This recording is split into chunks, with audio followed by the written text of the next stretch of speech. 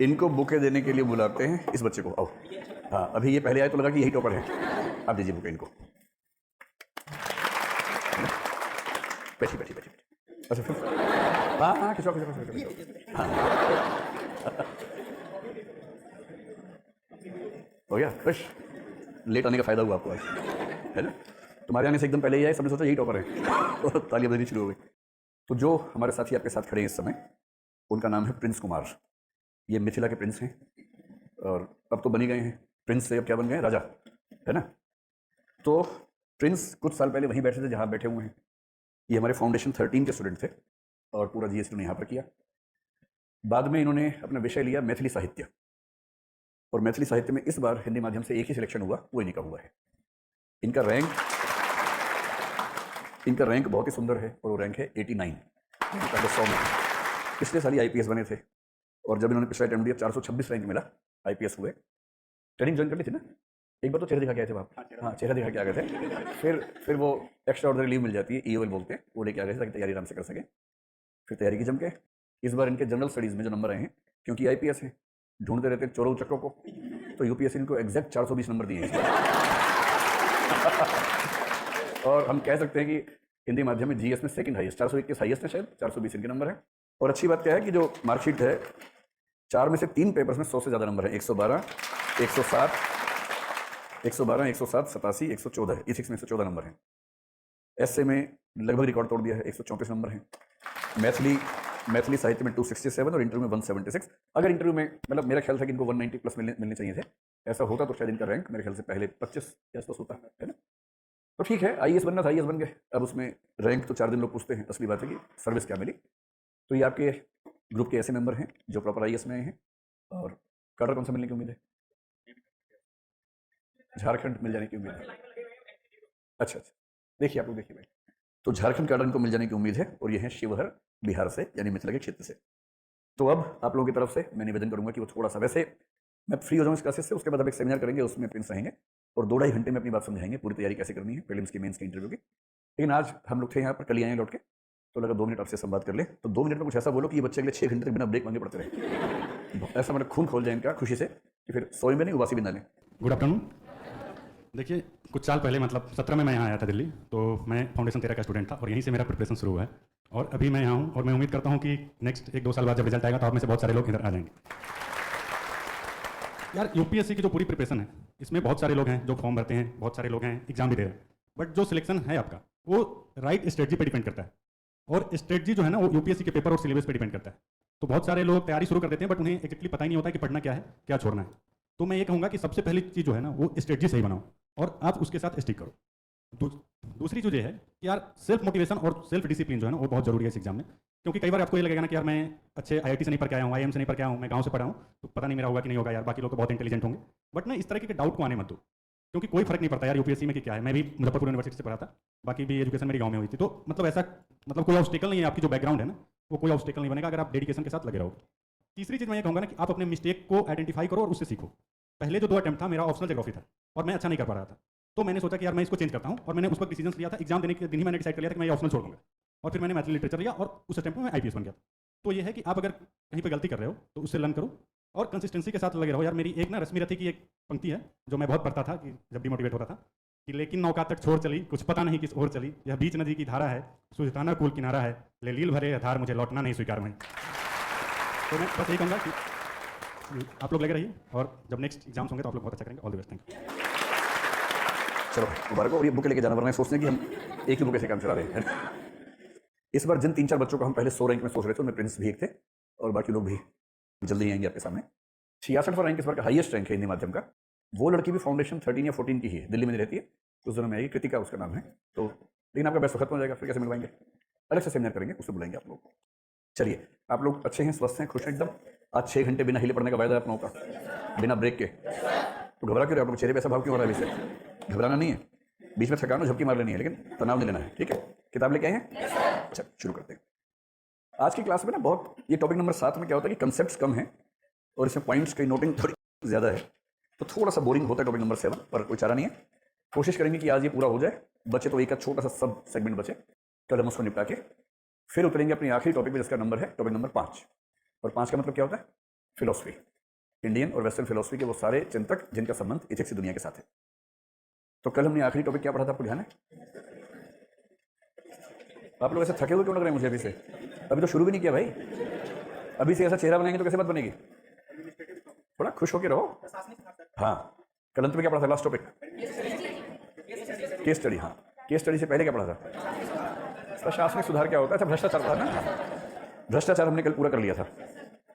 अब भ्रष्टाचार करने के बाद क्या क्या बचा वो देखने की बात है। चलिए जी,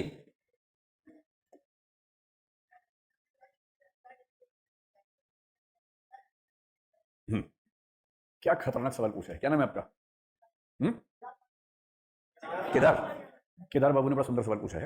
उन्होंने कहा कि आपने कहा था कि यदि कोई जूनियर गलत काम करता है और सीनियर को पता है, तो सीनियर की जिम्मेदारी बनती है कि उसको पनिश करे या उसके खिलाफ एक्शन ले।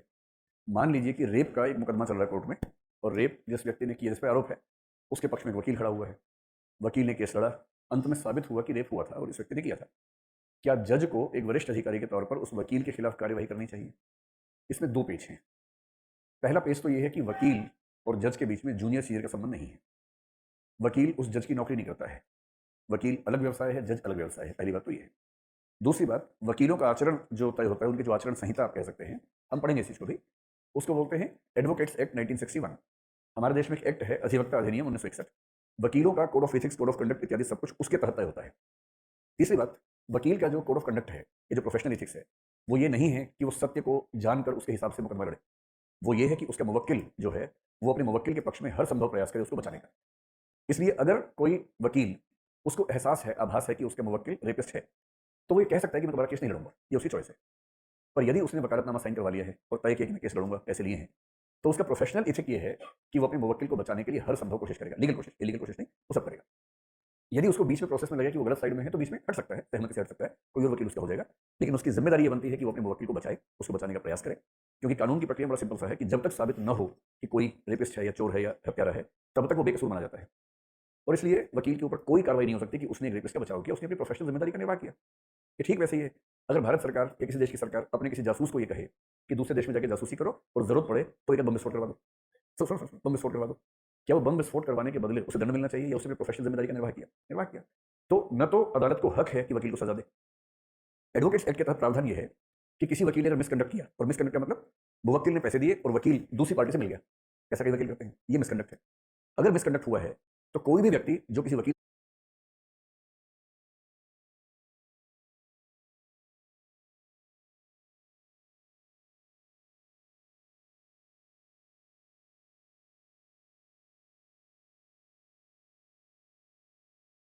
से परेशान है, वो एडवोकेट्स की एसोसिएशन को कंप्लेंट करेगा। एडवोकेट्स एसोसिएशन के तहत एक इंटरनल कंप्लेंट्स कमेटी जैसा सिस्टम काम करता है। आमतौर पर 3 वकीलों की समिति होती है, वो जांच करती है, और यदि वो पाती है कि किसी वकील ने अपने कोड ऑफ कंडक्ट के खिलाफ काम किया, वो एक्शन लेती है। उसके फैसले के विरुद्ध अदालत में जा सकते हैं। तो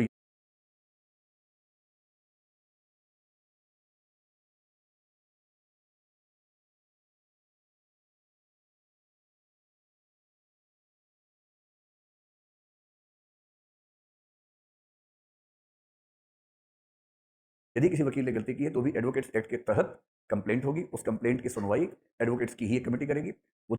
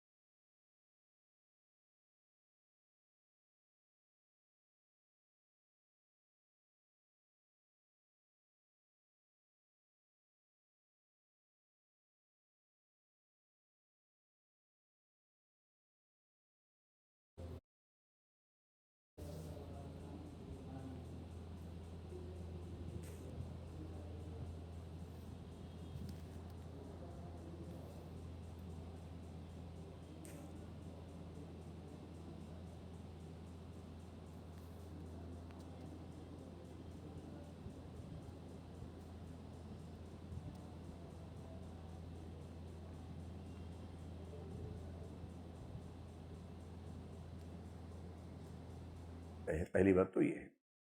दूसरी बात, वकीलों का आचरण जो तय होता है, उनकी जो आचरण संहिता आप कह सकते हैं, हम पढ़ेंगे इस चीज को भी, उसको बोलते हैं एडवोकेट्स एक्ट 1961। हमारे देश में एक एक्ट है, अधिवक्ता अधिनियम 1961। वकीलों का code of ethics, code of conduct इत्यादि सब कुछ उसके तहत तय होता है। तीसरी बात, वकील का जो कोड ऑफ कंडक्ट है, ये जो प्रोफेशनल एथिक्स है, वो ये नहीं है कि वो सत्य को जानकर उसके हिसाब से मुकदमा लड़े। वो ये है कि उसका मुवक्किल जो है, वो अपने मुवक्किल के पक्ष में हर संभव प्रयास करे उसको बचाने का। इसलिए अगर कोई वकील, उसको एहसास है, आभास है कि उसका मुवक्किल रेपिस्ट है, तो वो ये कह सकता है कि मैं दोबारा केस नहीं लड़ूंगा, ये उसकी चॉइस है। पर यदि उसने वकालतनामा साइन करवा लिया है और तय किया कि मैं केस लड़ूंगा, पैसे लिए हैं, तो उसका प्रोफेशनल एथिक ये है कि वो अपने मुवक्किल को बचाने के लिए हर संभव कोशिश करेगा, लीगल कोशिश, इलीगल कोशिश नहीं, वो सब करेगा।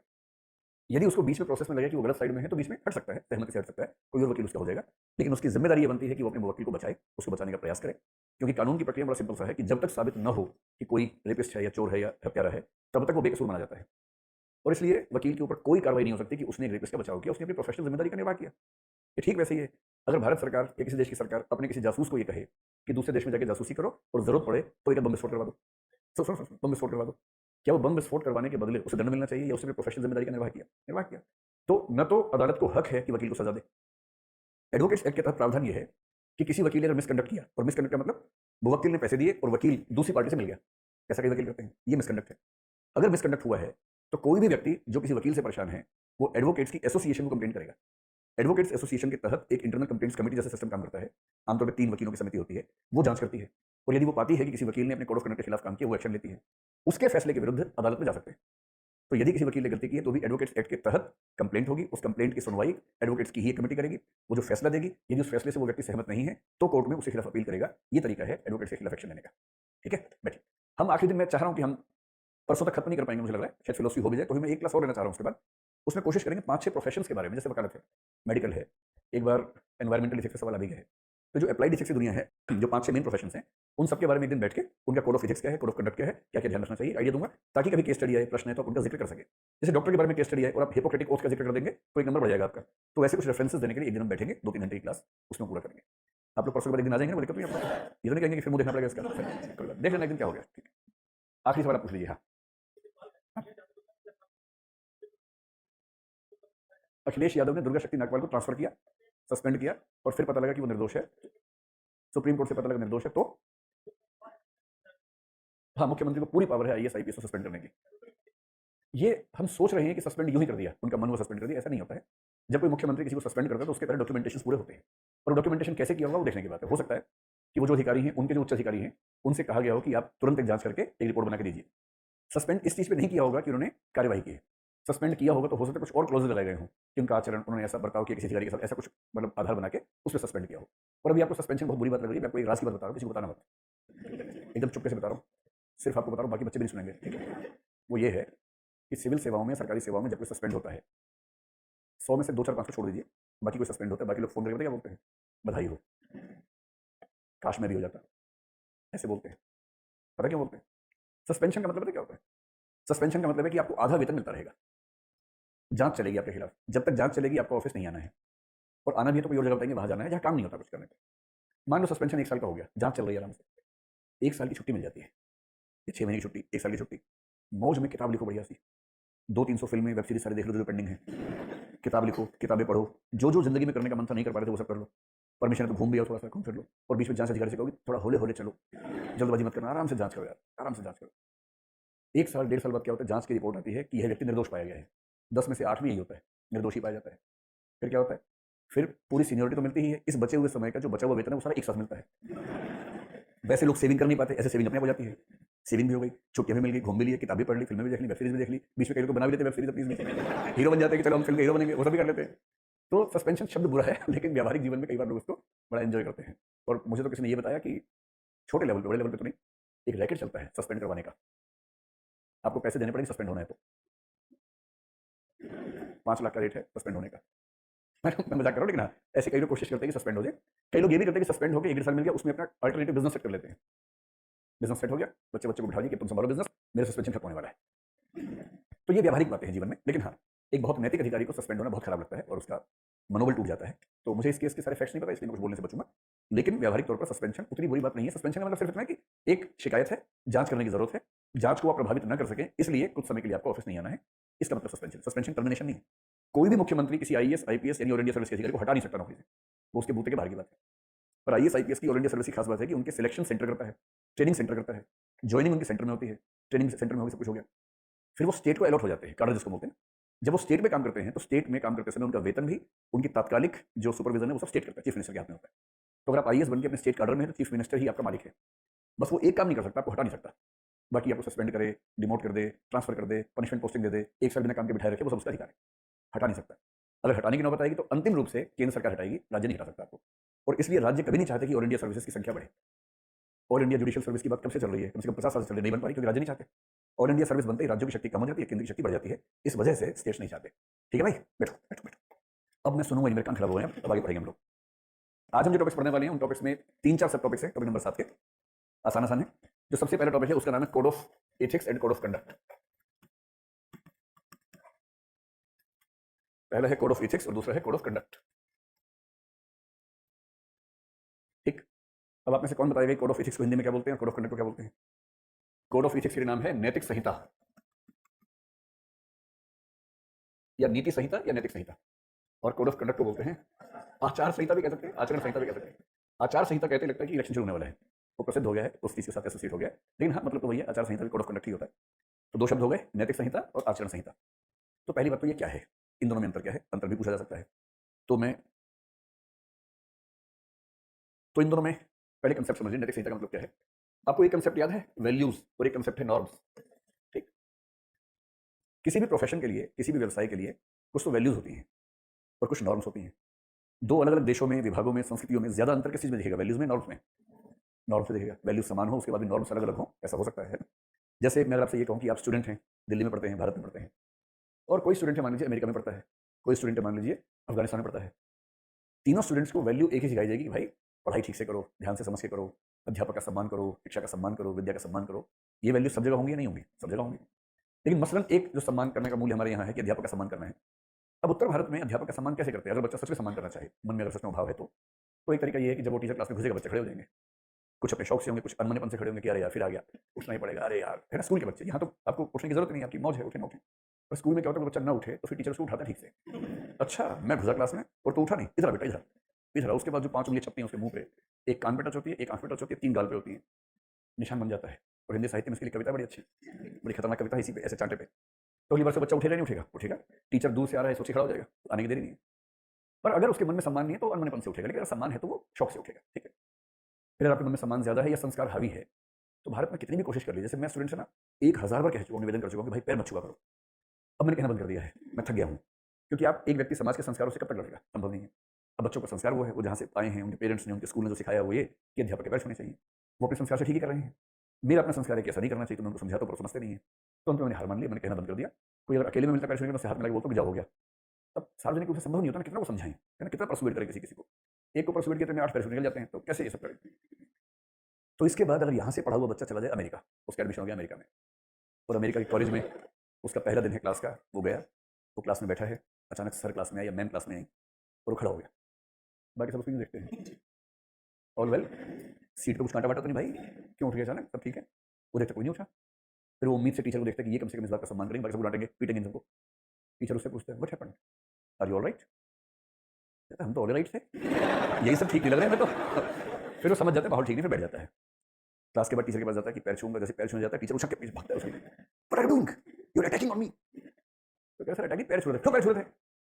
गाड़ देते, तुम्हें पैर क्यों छूओगे भाई, you can not touch me without my permission, बिना मेरी अनुमति के मुझे टच कैसे कर सकते हो?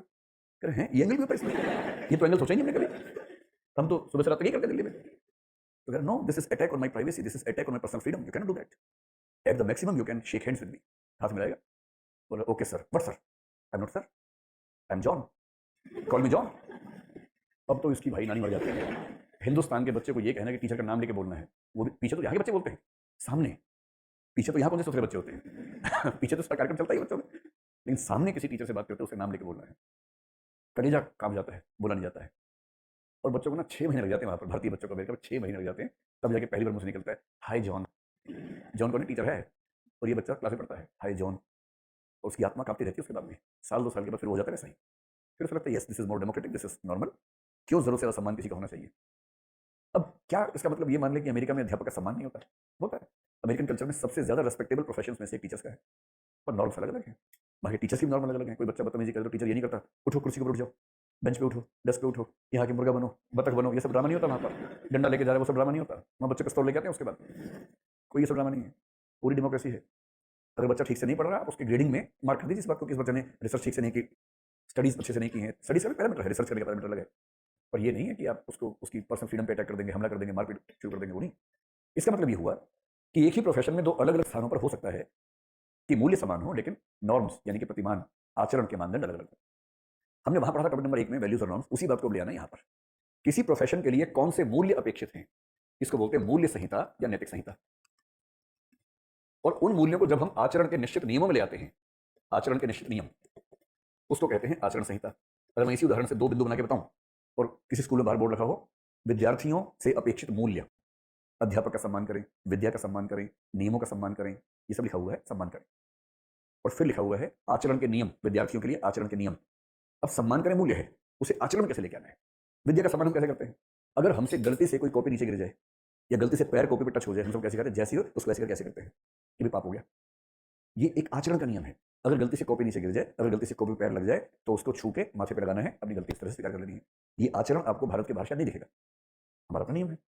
अध्यापक मिल जाए तो देख के समान से खड़े हो जाना है। अध्यापक से जब बात करते हैं तो आंख से आंख मिला के करते हैं, आंख से आंख दिखा के करते हैं, या झुका के करते हैं, थोड़ा मिला के, थोड़ा झुका के, और संकोच विनम्रता के भाव से दिखा के तो नहीं करते हैं। ये आचरण के नियम है। और इसका मतलब यदि किसी ऑफिस में 2 चीजें बाहर लगा रखी हो कि आपको कौन कौन से मूल्य मानने हैं और कौन कौन से निश्चित आचरण के नियम प्रतिमान मानने हैं, तो हम कहेंगे ये होते हैं उस विशेष प्रोफेशन के हिसाब से नैतिक संहिता और आचरण संहिता। एक सिंपल एग्जांपल, जब हम डॉक्टर्स की बात करते हैं, मैंने आपको एक शब्द का जिक्र किया था, हिपोक्रेटिक ओथ।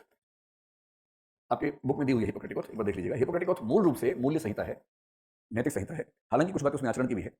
हिपोक्रेटिक ओथ की शपथ लेना एक मूल्य को स्वीकार करने के बराबर है। लेकिन जब मेडिकल काउंसिल ऑफ इंडिया एक डिटेल्ड गाइडलाइंस निकालेगी, मेडिकल काउंसिल ऑफ इंडिया की डिटेल्ड गाइडलाइंस होंगी कि डॉक्टर्स क्या कर सकते हैं, क्या नहीं कर सकते। आपने कहीं पढ़ा डूज एंड डोंट्स, तो जो डूज एंड डोंट्स होते हैं उसको बोलते हैं आचरण संहिता। क्या कर सकते हैं आप, क्या नहीं कर सकते हैं, ये है आचरण संहिता। और हिपोक्रेटिक ओथ जो मेडिकल साइंस में है, ये है मूल्य संहिता। क्या कंसेप्ट समझ में आ गया दोनों चीजों का?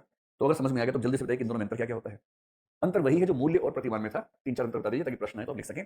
सबसे पहली बात है नैतिक संहिता का मतलब इसमें मूल्यों या इसमें मूल्य है, प्रतिमान है, ये तो हमने पहले कह दिया। इस आधार पर और क्या क्या अंतर बन जाएंगे ये बताइए कि मूल्य संहिता या नैतिक संहिता सभी प्रोफेशंस में बहुत अलग अलग होगी या ज्यादा समान हो सकती है? ज्यादा समान हो सकती है। प्रायः सार्वभौमिक, यानी मूल्य आमतौर पर विभिन्न प्रोफेशंस में एक जैसे हो सकते हैं। प्रायः सार्वभौमिक, और इसमें आप कह सकते हैं कि व्यवसाय के अनुसार परिवर्तनशील।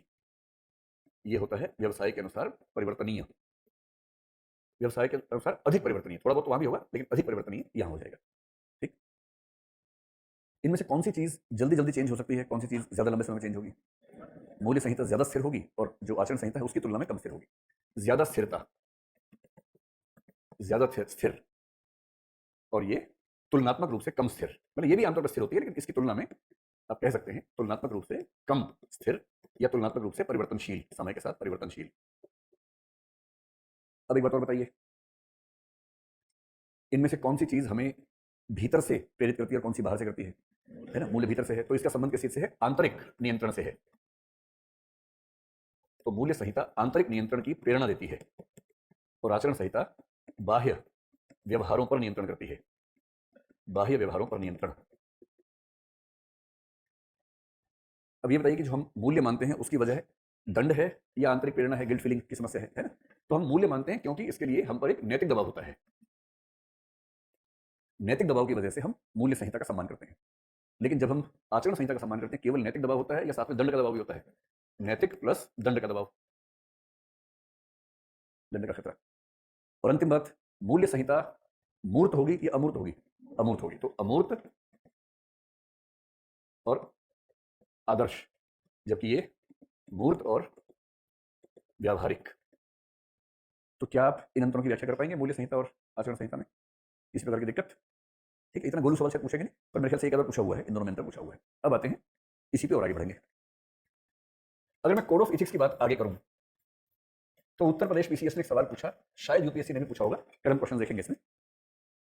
कोड ऑफ इथिक्स वैसे तो हर प्रोफेशन का अलग होता है, लेकिन एक बार इंग्लैंड में एक चर्चा हुई कि जितने भी लोग पब्लिक लाइफ में काम करते हैं, अगर पब्लिक लाइफ में हैं, चाहे आप अध्यापक हों, वकील हों, जज हों, डॉक्टर हों, सिविल सर्वेंट हों, एमएलए हों, एमपी हों, जो कुछ भी हों, अगर आप पब्लिक लाइफ में एक्टिव हैं, तो क्या कोई ऐसी मूल्य संहिता बनाई जा सकती है जो सभी पब्लिक लाइफ मेंबर्स के लिए अनिवार्य मान ली जाए? तो इंग्लैंड की सरकार ने एक समिति की स्थापना की, इसको नोलन समिति कहते हैं, NOLAN, नोलन कमेटी। या नोलान समिति कह लीजिए, नोलान समिति ने ये काम किया इंग्लैंड की सरकार के लिए। नोलान समिति, हमें नोलान नोलान से मतलब है नहीं, मतलब इसलिए कि सेकंड एआरसी ने इसको बहुत अच्छे तरीके से वेटेज दी है। और सेकंड एआरसी सुनते ही हमारे मन में क्या होता है, 21 तोपों की सलामी आती है, क्योंकि उसका नाम जितनी बार लिखेंगे तो नंबर बढ़ते जाएंगे आपके। तो क्योंकि सेकंड एआरसी ने नोलान समिति को बहुत महत्व दिया है, तो हम नोलान साहब को भगवान मानेंगे, जो भी हूँ हम तो भगवान मानेंगे। तो नोलान समिति ने यह कहा कि 7 ऐसे मूल्य हैं जिनको हम पब्लिक लाइफ के कोड ऑफ एथिक्स का आधार मान सकते हैं। वो 7 मूल्य कौन से हैं? वो 7 मूल्य आपको पता है। पहला मूल्य है इंटेग्रिटी। इंटेग्रिटी पर नोलान साहब आपको बताएंगे, आप उनको बता सकते हैं ठीक ठाक। आप कह रहे हैं कि हम जानते हैं, कैसे बताएंगे? मैं परिचय करवा दूंगा, उसको बताओ, बता देंगे ठीक ठाक इंटेग्रिटी, बस डर किस बात का है। उन्होंने कहा कि दूसरा मूल्य है ऑनेस्टी। आप सोचेंगे लो ये तो भी बनाए थे, मूल्य सही हमसे बनवा लीजिए, दिन में 4 बना देंगे। तो एक है, इस पर कई साल लगाते हैं लोग, पूरी कमेटी बनती है, 3-4 लोग बैठेंगे उसमें, फिर स्टाफ लगेगा, फिर 6 महीने रिसर्च करेंगे, उसके बाद 7 मूल्य निकाले हैं, तब वो पहले से आते हैं। ठीक है, इंटेग्रिटी है, ऑनेस्टी है, उसके बाद एक मूल्य है इनका ट्रांसपेरेंसी, एक मूल्य है इनका अकाउंटेबिलिटी। मैं उस रिपोर्ट की फोटो खींच रहा था आपके लिए कि उसी क्रम में लिखवा दूं कौन कौन से हैं। सो ट्रांसपेरेंसी के लिए वर्ड इनका है ओपननेस, कर लीजिए, कंसेप्ट वही है, वर्ड है ओपननेस इस रिपोर्ट में। तीसरा हो गया ओपननेस। चौथा मूल्य जो हमें पहले से आता है अकाउंटेबिलिटी। तो पहले 4 मूल्य वो हो गए जो हमें आते हैं, अकाउंटेबिलिटी। 5वां मूल्य कहते हैं सेल्फलेसनेस, अभी इन सबको हिंदी में भी कर लेंगे। छठा मूल्य कहते हैं लीडरशिप, और 7वां मूल्य ओ से कुछ बनता है, मैंने इसको ना फॉर्मूले से याद कर रखा है। अरे बताओ 7वां पता है कौन सा? ऑब्जेक्टिविटी। अब जल्दी से इनका हिंदी में बता दीजिए मुझे। इंटीग्रिटी क्या है? सत्यनिष्ठा। ऑनेस्टी, ईमानदारी नहीं, ईमानदारी, ईमान, ईमानदारी, ईमान का मामला है, ईमान ना हो तो बेईमान, बेईमान ऐसे बनता है। ओपननेस को आप खुलापन कह लीजिए। ट्रांसपेरेंसी शब्द देते हैं, कंफ्यूजन क्यों पैदा करें, क्योंकि नोलान की रिपोर्ट लोग याद करके बैठते हैं। चौथा है अकाउंटेबिलिटी, यानी कि जवाबदेही, कहीं कहीं जवाबदेहिता भी लिख देते हैं। असल में अंग्रेजी में तो मैं टी लगाओ ना तो हिंदी में ता लगाने का बड़ा मन करता है। हाँ, कई लोग उसके बारे में मानते नहीं, कई लोग तो बोलते हैं ईमानदारीता होता है, ऑनेस्टी का टी है ना, ईमानदारीता, मन नहीं मानता उसके बिना। सेल्फलेस हिंदी में क्या बोलेंगे? निस्वार्थता, निस्वार्थता। लीडरशिप को नेतृत्व, और ऑब्जेक्टिविटी तो आप जानते ही हैं, वस्तुनिष्ठता। अब एक एक वाक्य में एक्सप्लेन करना हूं, इंटीग्रिटी आप जानते हैं, ऑनेस्टी आप जानते हैं, कहने की बात नहीं है, ठीक है। ओपननेस का मतलब ट्रांसपेरेंसी से है, इसका मतलब सूचनाओं को जरूरी न हो तो नहीं छिपाना और जनता के साथ सूचनाओं को साझा करना। तो जो अर्थ ट्रांसपेरेंसी का है उसी को इन्होंने कह दिया है ओपननेस, ठीक है। अकाउंटेबिलिटी आप जानते ही हैं। सेल्फलेसनेस का मतलब क्या? निस्वार्थता। इसका मतलब है अपनी शक्ति को अपने या अपने परिवार या मित्रों के हित में दुरुपयोग न करना। तो शक्ति का दुरुपयोग निजी हितों में न करना, इस अर्थ में ये सेल्फलेसनेस कहते हैं। शक्ति का दुरुपयोग निजी हितों के लिए न करना। नेतृत्व का मतलब यहां पर यह है कि आप, एक शब्द होता है अंग्रेजी में एग्जेम्पलरी, और इसका मतलब जो व्यक्ति नेता है उस पर जनता बहुत विश्वास करती है, और जनता के विश्वास को बनाए रखने के लिए आपके जो निर्णय होने चाहिए वो शुद्ध रूप से जनता के हित में होने चाहिए, ठीक है। तो इसमें लिख सकते हैं पब्लिक ट्रस्ट को, जनता के विश्वास को ठेस ना पहुंचाना, जनता के विश्वास को ठेस न पहुंचाना। ऑब्जेक्टिविटी आप जानते हैं, कोई भी निर्णय व्यक्तिगत राय या पूर्वाग्रहों के आधार पर न लेना, बल्कि तथ्यों, प्रमाणों, शोध इत्यादि के आधार पर लेना, उसको बोलते हैं ऑब्जेक्टिविटी।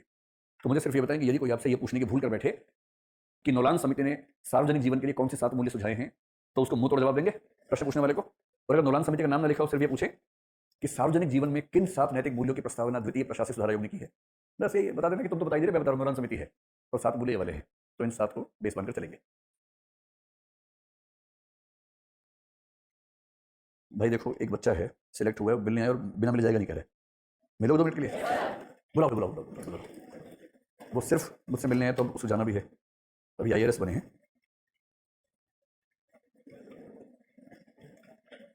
ये वाला हो गया टॉपिक, इसके बाद टॉपिक पढ़ेंगे, ठीक है। आप लोग भी सोचते होंगे इतने सारे टॉपर्स आते हैं हमसे मिलने के लिए, हमें हम में ऐसी क्या खास बात है? आप लोग बड़े खास लोग हैं भाई, दूर दूर से लोग आते हैं कि आइए आइए आइए आइए, इतना संकोच नहीं करना, खुल के आना है, खुश हो के आना है। अरे हाथ तो मिला लो भाई, हाथ भी मिलाओ, हाथ मिलाओ। कैसा लग रहा है? इतने बच्चे पहली बार पर राम या जो हमारी तो का है नहीं, तो इस बार फिर से दिया प्रीलिम्स ये नहीं, अगले साल, ठीक है। तो आपके राजस्थान में इस समय ना एक खास रेनेसां और 1980 90 ठीक से, हाँ बोलो बोलो अच्छे से, पूरा पूरा। इन नवरत्नों को लोग परेशान करते होंगे कि भाई बताया कि 932 टोटल रहे हैं। इंटरव्यू में इसलिए ज़्यादा आए हैं कि सर को भी मैंने टोटल 2 ही मॉक दिए हैं।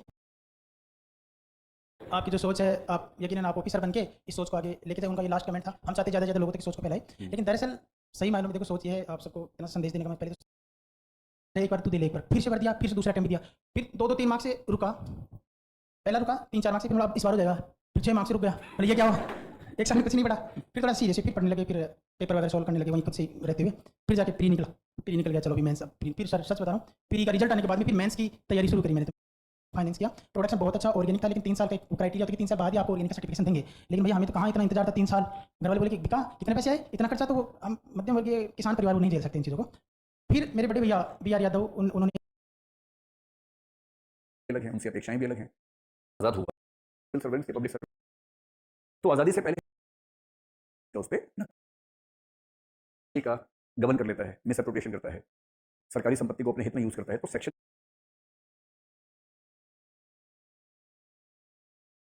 कोड ऑफ एथिक्स एंड समझ लें कि सिविल के साथ मूल्य बताएं। अब ये भी समझा कोड हम कुछ हो ना कि सब आप जैसे ही लोग, बाकी सब दीवारें खत्म हो जाती है, भाषा की दीवार। इसके इंटरव्यू में बड़ी अच्छी बात है, अगर आप बहुत खरे इंसान हैं और खरापन आपका दिख जाता है बातचीत में, तो फिर बाकी सब दीवारें खत्म हो जाती है, भाषा की दीवार और बाकी सब दीवारें काम नहीं आती। तो डरना नहीं है। अच्छा, सब टॉपर से मिलकर आपको ये भी फील हो रहा होगा ना कि सब आप जैसे ही लोग हैं, ऐसा तो नहीं है कोई एकदम अलग दुनिया का व्यक्ति है। ये है कि उन्होंने गलतियां करके सीखा, हम कोशिश करते हैं गलतियां हो जाती है, भाषा की दीवार। इंटरव्यू में बड़ी अच्छी बात है, सही है, तो ठीक निकला। और हो सकता है ये कि आप गांव से सीधे आई, मैं सुझाव देंगे भी, आप चेंज करने का प्रयास करेंगे, वो थोड़ा कृत्रिम लगेगा, नकली लगेगा। इससे अच्छे बातचीत चल रही हो, अचानक कोई बच्चा ऐसा आ जाए और लेकिन उसको ना कभी शहर में रही नहीं, गांव में रह के अपने पढ़ के किसी मिला के। और इनके इंटरव्यू की सबसे यूनिक बात ये थी कि इन्होंने बहुत सारे काम सच में जो बता रहे हैं सब उसे बताई थी कि लड़कियों और महिलाओं की सुरक्षा के लिए ऐप बनाई उन्होंने ज़माने में, और वो सरकार ने उससे बहुत सम्मान दिया नहीं, जबकि वो बड़ा यूनिक आइडिया था कि हर महिला के लिए डिवाइस होगी, वो डिवाइस पहन के चलेगी, वो जीपीएस से अटैच होगी और जिला प्रशासन के पास पुलिस से कनेक्टेड होगी, और जब भी कोई रिस्क होगा चाहे कुछ बटन दबाइए उससे वो सूचना पहुंचेगी, पुलिस उसको बचाएगी, ऐसा सेंसर से भी। तो ऐसा इनका आइडिया था। फिर ये जो खेती वाला बता रहे हैं वो सब इन्होंने बताया। तो हमारे पैनल को इनके बारे में ये समझती है कि आपका पूरा इंटरव्यू से चलना चाहिए, बस ये ना लगे कि बहुत ज़्यादा आप खुद को शो कर रहे हैं।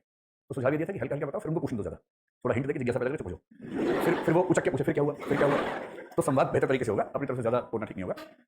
पर मेरी पर्सनल समझ ये थी कि इनका इंटरव्यू इसी थीम पे चलना चाहिए, बड़ी अच्छी बात है कि उसमें चला भी।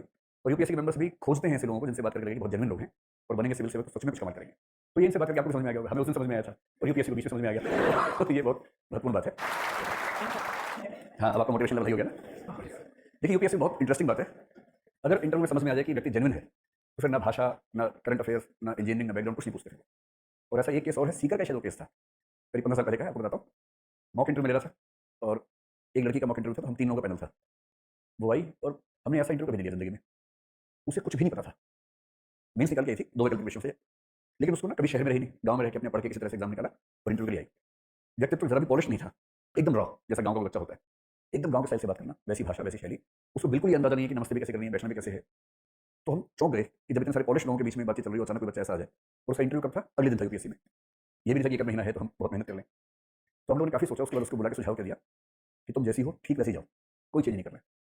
तो उसने बड़ी उम्मीद से ऐसे सुझाव देंगे, मैंने कहा यही सुझाव है कि कुछ चेंज नहीं करना है, क्योंकि एक दिन का समय हम सुझाव देंगे भी, आप चेंज करने का प्रयास करेंगे, वो थोड़ा कृत्रिम लगेगा, नकली लगेगा। इससे अच्छा कि ये मैसेज कन्वे होने दीजिए कि आप गाँव से सीधे आई हैं और आज तक आपने शहर में आकर ना पढ़ाई की है, ना कहीं ट्रेनिंग ली है, ना गाइडेंस ली है, सीधे पहुंची है। और हो सकता है कि यही आपका यूएसपी साबित हो इंटरव्यू में। यूएसपी में यूनिक सेलिंग पॉइंट होता है। और हमारा अनुमान संयोग से ठीक निकला, वो लड़की उसी अटेम्प्ट में आईपीएस बनी। और मैं काटा रानी बोलूँगा, है राजस्थान से ही और सीकर के आसपास से ही है। अब तो खैर वो मतलब उसकी भाषा बोलना वो सब 10 साल के अनुभव से काफ़ी चेंज हो गया। तो आईएएस के इंटरव्यू में बड़ी अच्छी बात है, अगर आप बहुत खरे इंसान हैं और खरापन आपका दिख जाता है बातचीत में, तो फिर बाकी सब दीवारें खत्म हो जाती है, भाषा की दीवार, बाकी सब दीवारें काम नहीं आती। तो डरना नहीं है। अच्छा, सब टॉपर से मिलकर आपको ये भी फील हो रहा होगा ना कि सब आप जैसे ही लोग हैं, ऐसा तो नहीं है कोई एकदम अलग दुनिया का व्यक्ति है। ये है कि उन्होंने गलतियां करके सीखा, हम कोशिश करते हैं गलतियां कम करके सीख लें, तो वही मामला है। चलिए आगे बढ़े। तो हमने अभी ये भी समझा कोड ऑफ कंडक्ट और कोड ऑफ एथिक्स का अंतर। और कोड ऑफ एथिक्स में हमने ये समझ लिया कि जो नोलान समिति है इंग्लैंड की, उसने कौन से 7 मूल्य बताए हैं, और ये 7 मूल्य किस चीज़ के हैं? पब्लिक लाइफ के लिए, पब्लिक लाइफ का कोड ऑफ एथिक्स। अब हमें समझ लिया कि सिविल सर्विसेज के लिए कोड ऑफ एथिक्स और कोड ऑफ कंडक्ट क्या हो सकता है। Civil services code of ethics and code of conduct.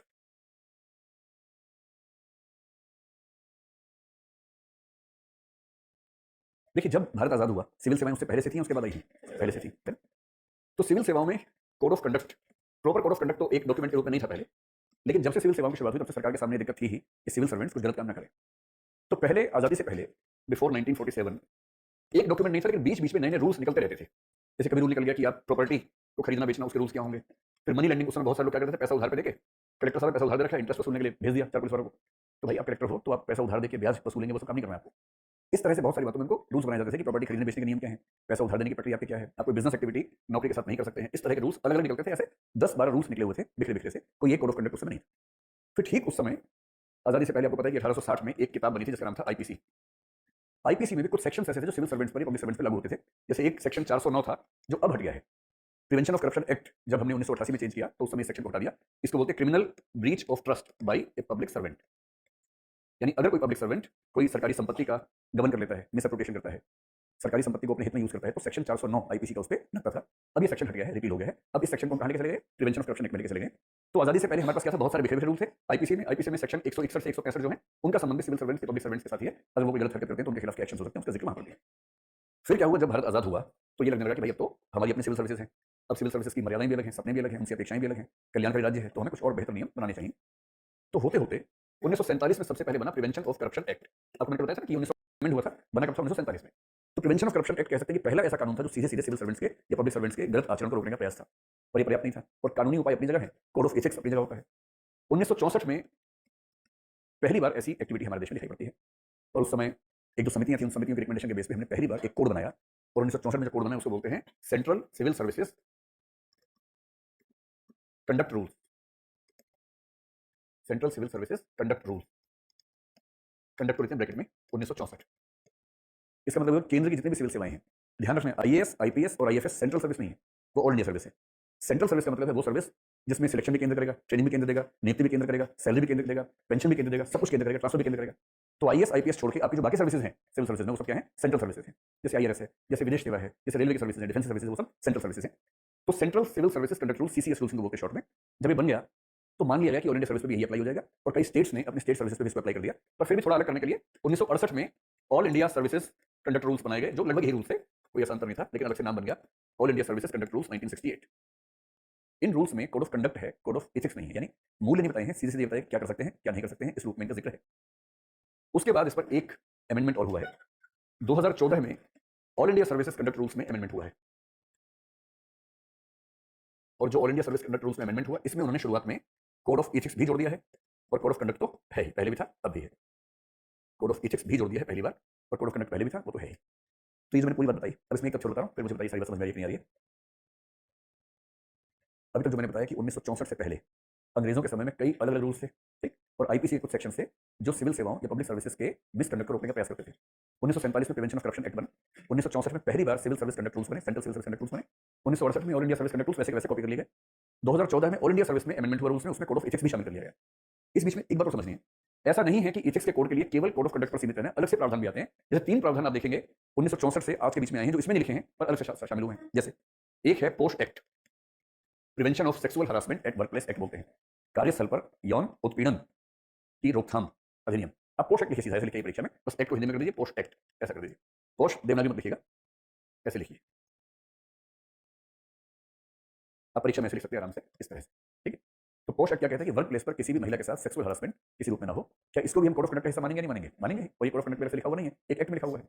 ऐसे ही दहेज को लेकर एक नोटिफिकेशन है जो ये कहता है कि पब्लिक सर्विसेज में जो व्यक्ति हैं वो न दहेज ले सकते हैं, न दहेज मांग सकते हैं, न दहेज दे सकते हैं। पब्लिक सर्वेंट के लिए, सिविल सर्वेंट के लिए शादी में एक निश्चित अमाउंट तक का गिफ्ट लेना देना अलाउड है, वो दहेज नहीं होना चाहिए, और उस अमाउंट की लिमिट मेरे ख्याल से 20,000 रुपए की है, उससे ज़्यादा की नहीं है। तो ये कंडक्ट का रूल अलग से है, लेकिन ये भी है।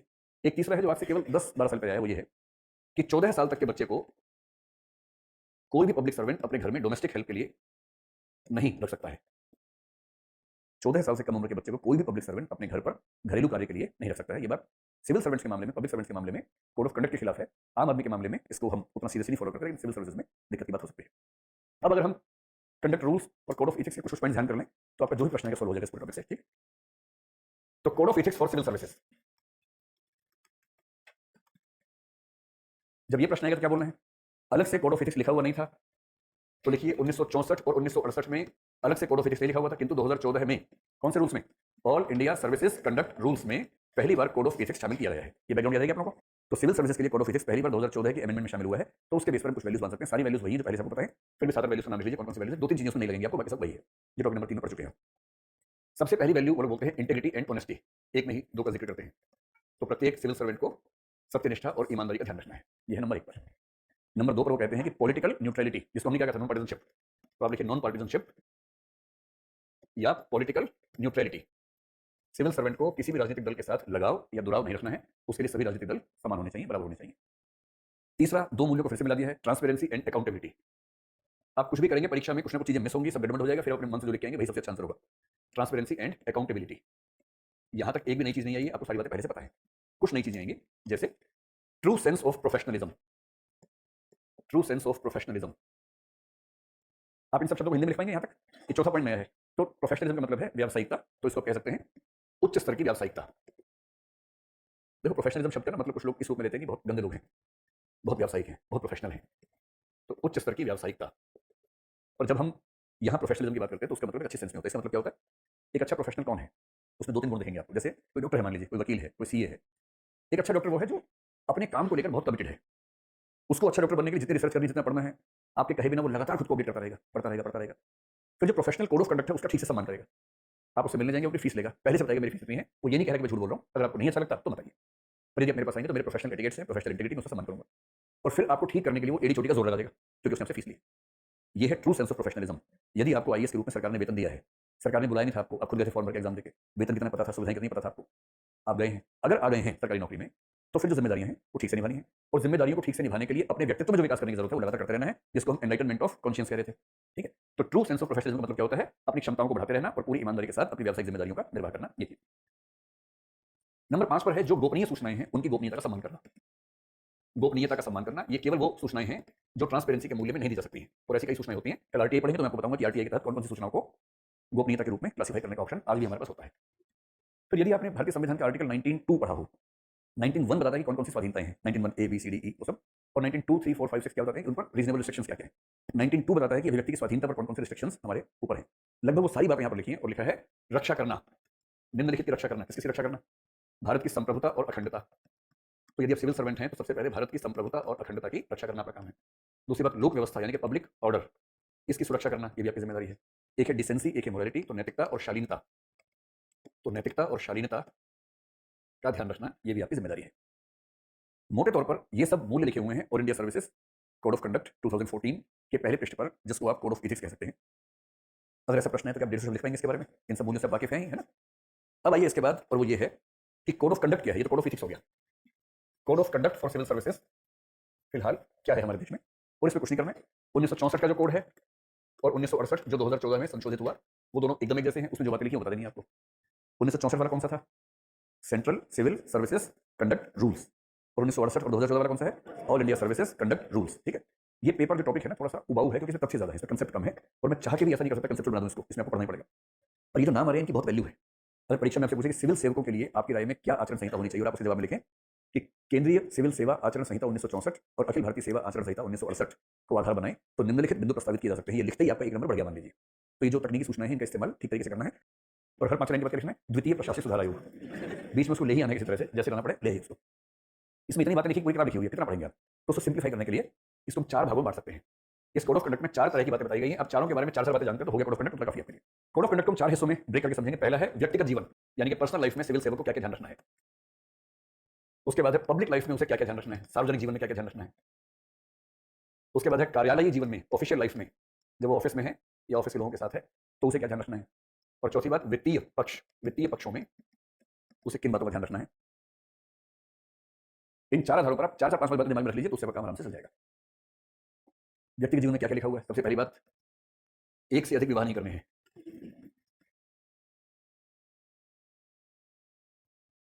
तो आप सोचेंगे बताओ शुरू करते ही मामला खराब कर दिया पहले पॉइंट में बर्बाद कर दिया एक से अधिक विवाह नहीं करने, बाईगैमी नहीं करनी है। अच्छा, तो बहुत इंटरेस्टिंग केस है भाई। जो मुस्लिम लोग हैं उनको 4 विवाह करने का अधिकार उनके मुस्लिम पर्सनल लॉ में है। अब एक रूल ये है और मुस्लिम पर्सनल लॉ रूल है, इनमें कॉन्ट्रडिक्शन हो गया। जब कॉन्ट्रडिक्शन होगा तो किसको माना जाएगा, ये सवाल उठता है। तो ऐसे मामले में संविधान की व्याख्या करनी होती है। तो सरकार का नियम ये कहता है कि यदि आपका धर्म आज़ादी दे तो भी आप उच्च अधिकारी की अनुमति से ही ऐसा कर सकते हैं, और अनुमति आमतौर पर मिलती नहीं है। तो कुछ लोग नाराज होते हैं कि हमारा धर्म कहता है कि हम 4 शादी कर सकते हैं, आप कौन होकर रोकने वाले। एक बार केस चला गया सुप्रीम कोर्ट में, तो मामला दूसरा था, कुछ ज़्यादा था। हरियाणा राज्य ने पंचायती राज के लिए एक अधिनियम लागू किया। आप सुनते होंगे कई ऐसे नियम होते हैं, जैसे उसमें एक नियम बनाया गया कि जिन व्यक्तियों के 2 से अधिक बच्चे हैं वो पंचायत का इलेक्शन नहीं लड़ सकते, ऐसा बनाया।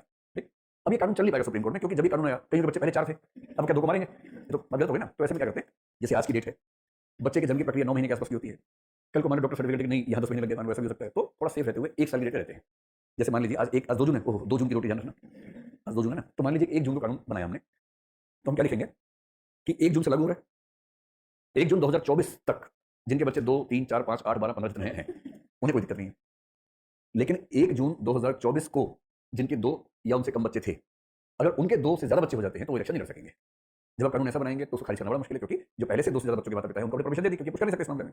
लेकिन आगे लोग ऐसा ना करें, इसके लिए अपनी विधि बना दी, तो बन गया कानून। कई राज्यों ने बनाया, उसके बाद हरियाणा ने बनाया, कई राज्यों ने बना दिया। तो इससे एक मुस्लिम व्यक्ति जावेद नाम था उसका, उसने केस किया और पहुंचते मामला सुप्रीम कोर्ट में चला गया। उस केस का नाम है जावेद वर्सेस हरियाणा स्टेट, भी सर्च करके पढ़िएगा, इंटरेस्टिंग केस है। तो सुप्रीम कोर्ट ने कहा, हाँ बताइए जावेद जी क्या मामला है? तो उसने कहा, हुजूर ये कह रहे हैं कि आप इलेक्शन नहीं लड़ सकते अगर 2 से ज़्यादा बच्चे हैं, और मैं मुस्लिम समुदाय से आता हूँ, मुझे 4 शादियाँ करने का अधिकार है। बोले हाँ, तो अगर मैं 4 शादियाँ करूँ, मेरी हर पत्नी को माँ बनने का अधिकार भी है। भाई मैं किसी से विवाह करूँ और कहूँ कि लेकिन तुम माँ नहीं बन सकती क्योंकि इलेक्शन लड़ना बंद है, प्रतिबंधित है, तो ये उस महिला के मूल अधिकारों के खिलाफ हो जाएगा, क्योंकि पत्नी बनने के अधिकार में माँ बनने का अधिकार नहीं होना चाहिए। आप कैसे किसी को मना कर सकते हैं? और मैं 4 विवाह कर सकता हूँ, ये मेरा अधिकार, इसको मना कर नहीं सकते। तो पहला फंडामेंटल राइट मेरा 4 विवाह करने का। दूसरा, मेरी प्रत्येक पत्नी को माँ बनने का अधिकार, और यदि प्रत्येक पत्नी 2 बच्चे करना चाहे तो 8 की परमिशन तो मुझे मिलनी चाहिए। सीधी सी बात है, ये तो फंडामेंटल राइट का मामला है। तो सुप्रीम कोर्ट ने कहा, क्या बात है, गजब, कितना जबरदस्त केस बना के लाए हो। तो सुप्रीम कोर्ट ने उसने क्या, उसने कहा देखो आपको मुस्लिम पर्सनल लॉ के तहत 4 विवाह करने का अधिकार है, दुरुस्त बात है, आप 4 विवाह कर सकते हैं, पर मुस्लिम पर्सनल लॉ ये नहीं कहता कि 4 विवाह करने ही करने हैं, वो छूट देता है।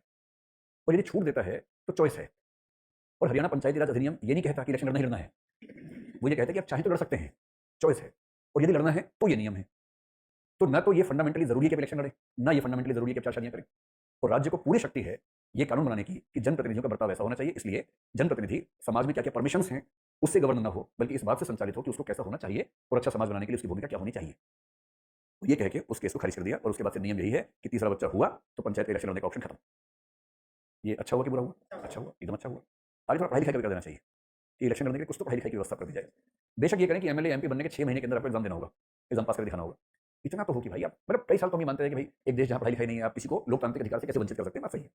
अब आज़ादी का 75वां वर्ष, क्या बोलते हैं, वर्ष नहीं, अमृत अमृत महोत्सव चल रहा है। अब अमृत महोत्सव के समय में 75वें साल के बाद हम ये कहें कि भाई पढ़ाई इतना तो पढ़ ही सकता है ना।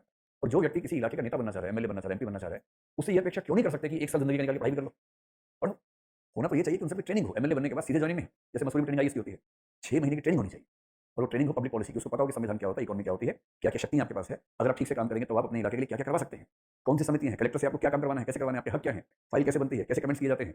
जब 6 महीने की रिगरस ट्रेनिंग होगी उसके बाद जब एमएलए एमपी फील्ड में जाएगा तो कमाल कर सकता है, पर ऐसा कुछ होता ही नहीं है। कोई मूर्ख प्रसिद्ध है, जनता ने जितवाया, मूर्ख जाके बैठ गया बड़े कमरे में और वहाँ बैठ के बस तालियां बजा रहा है, खाली बैठा लोग शर्म नहीं पा रहा है, इससे क्या फायदा है? तो ट्रेनिंग जब आईएएस में ट्रेनिंग चाहिए, पीसीएस में ट्रेनिंग चाहिए, जज को ट्रेनिंग चाहिए, तो एमएलए को क्यों नहीं चाहिए? मिलनी चाहिए ट्रेनिंग। खैर, तो व्यक्तिगत जीवन में सबसे पहली बात कही कि बाईगैमी नहीं करनी है, यानी ऐसे विवाह नहीं करने हैं। दूसरी बात कही है व्यभिचार नहीं करना है।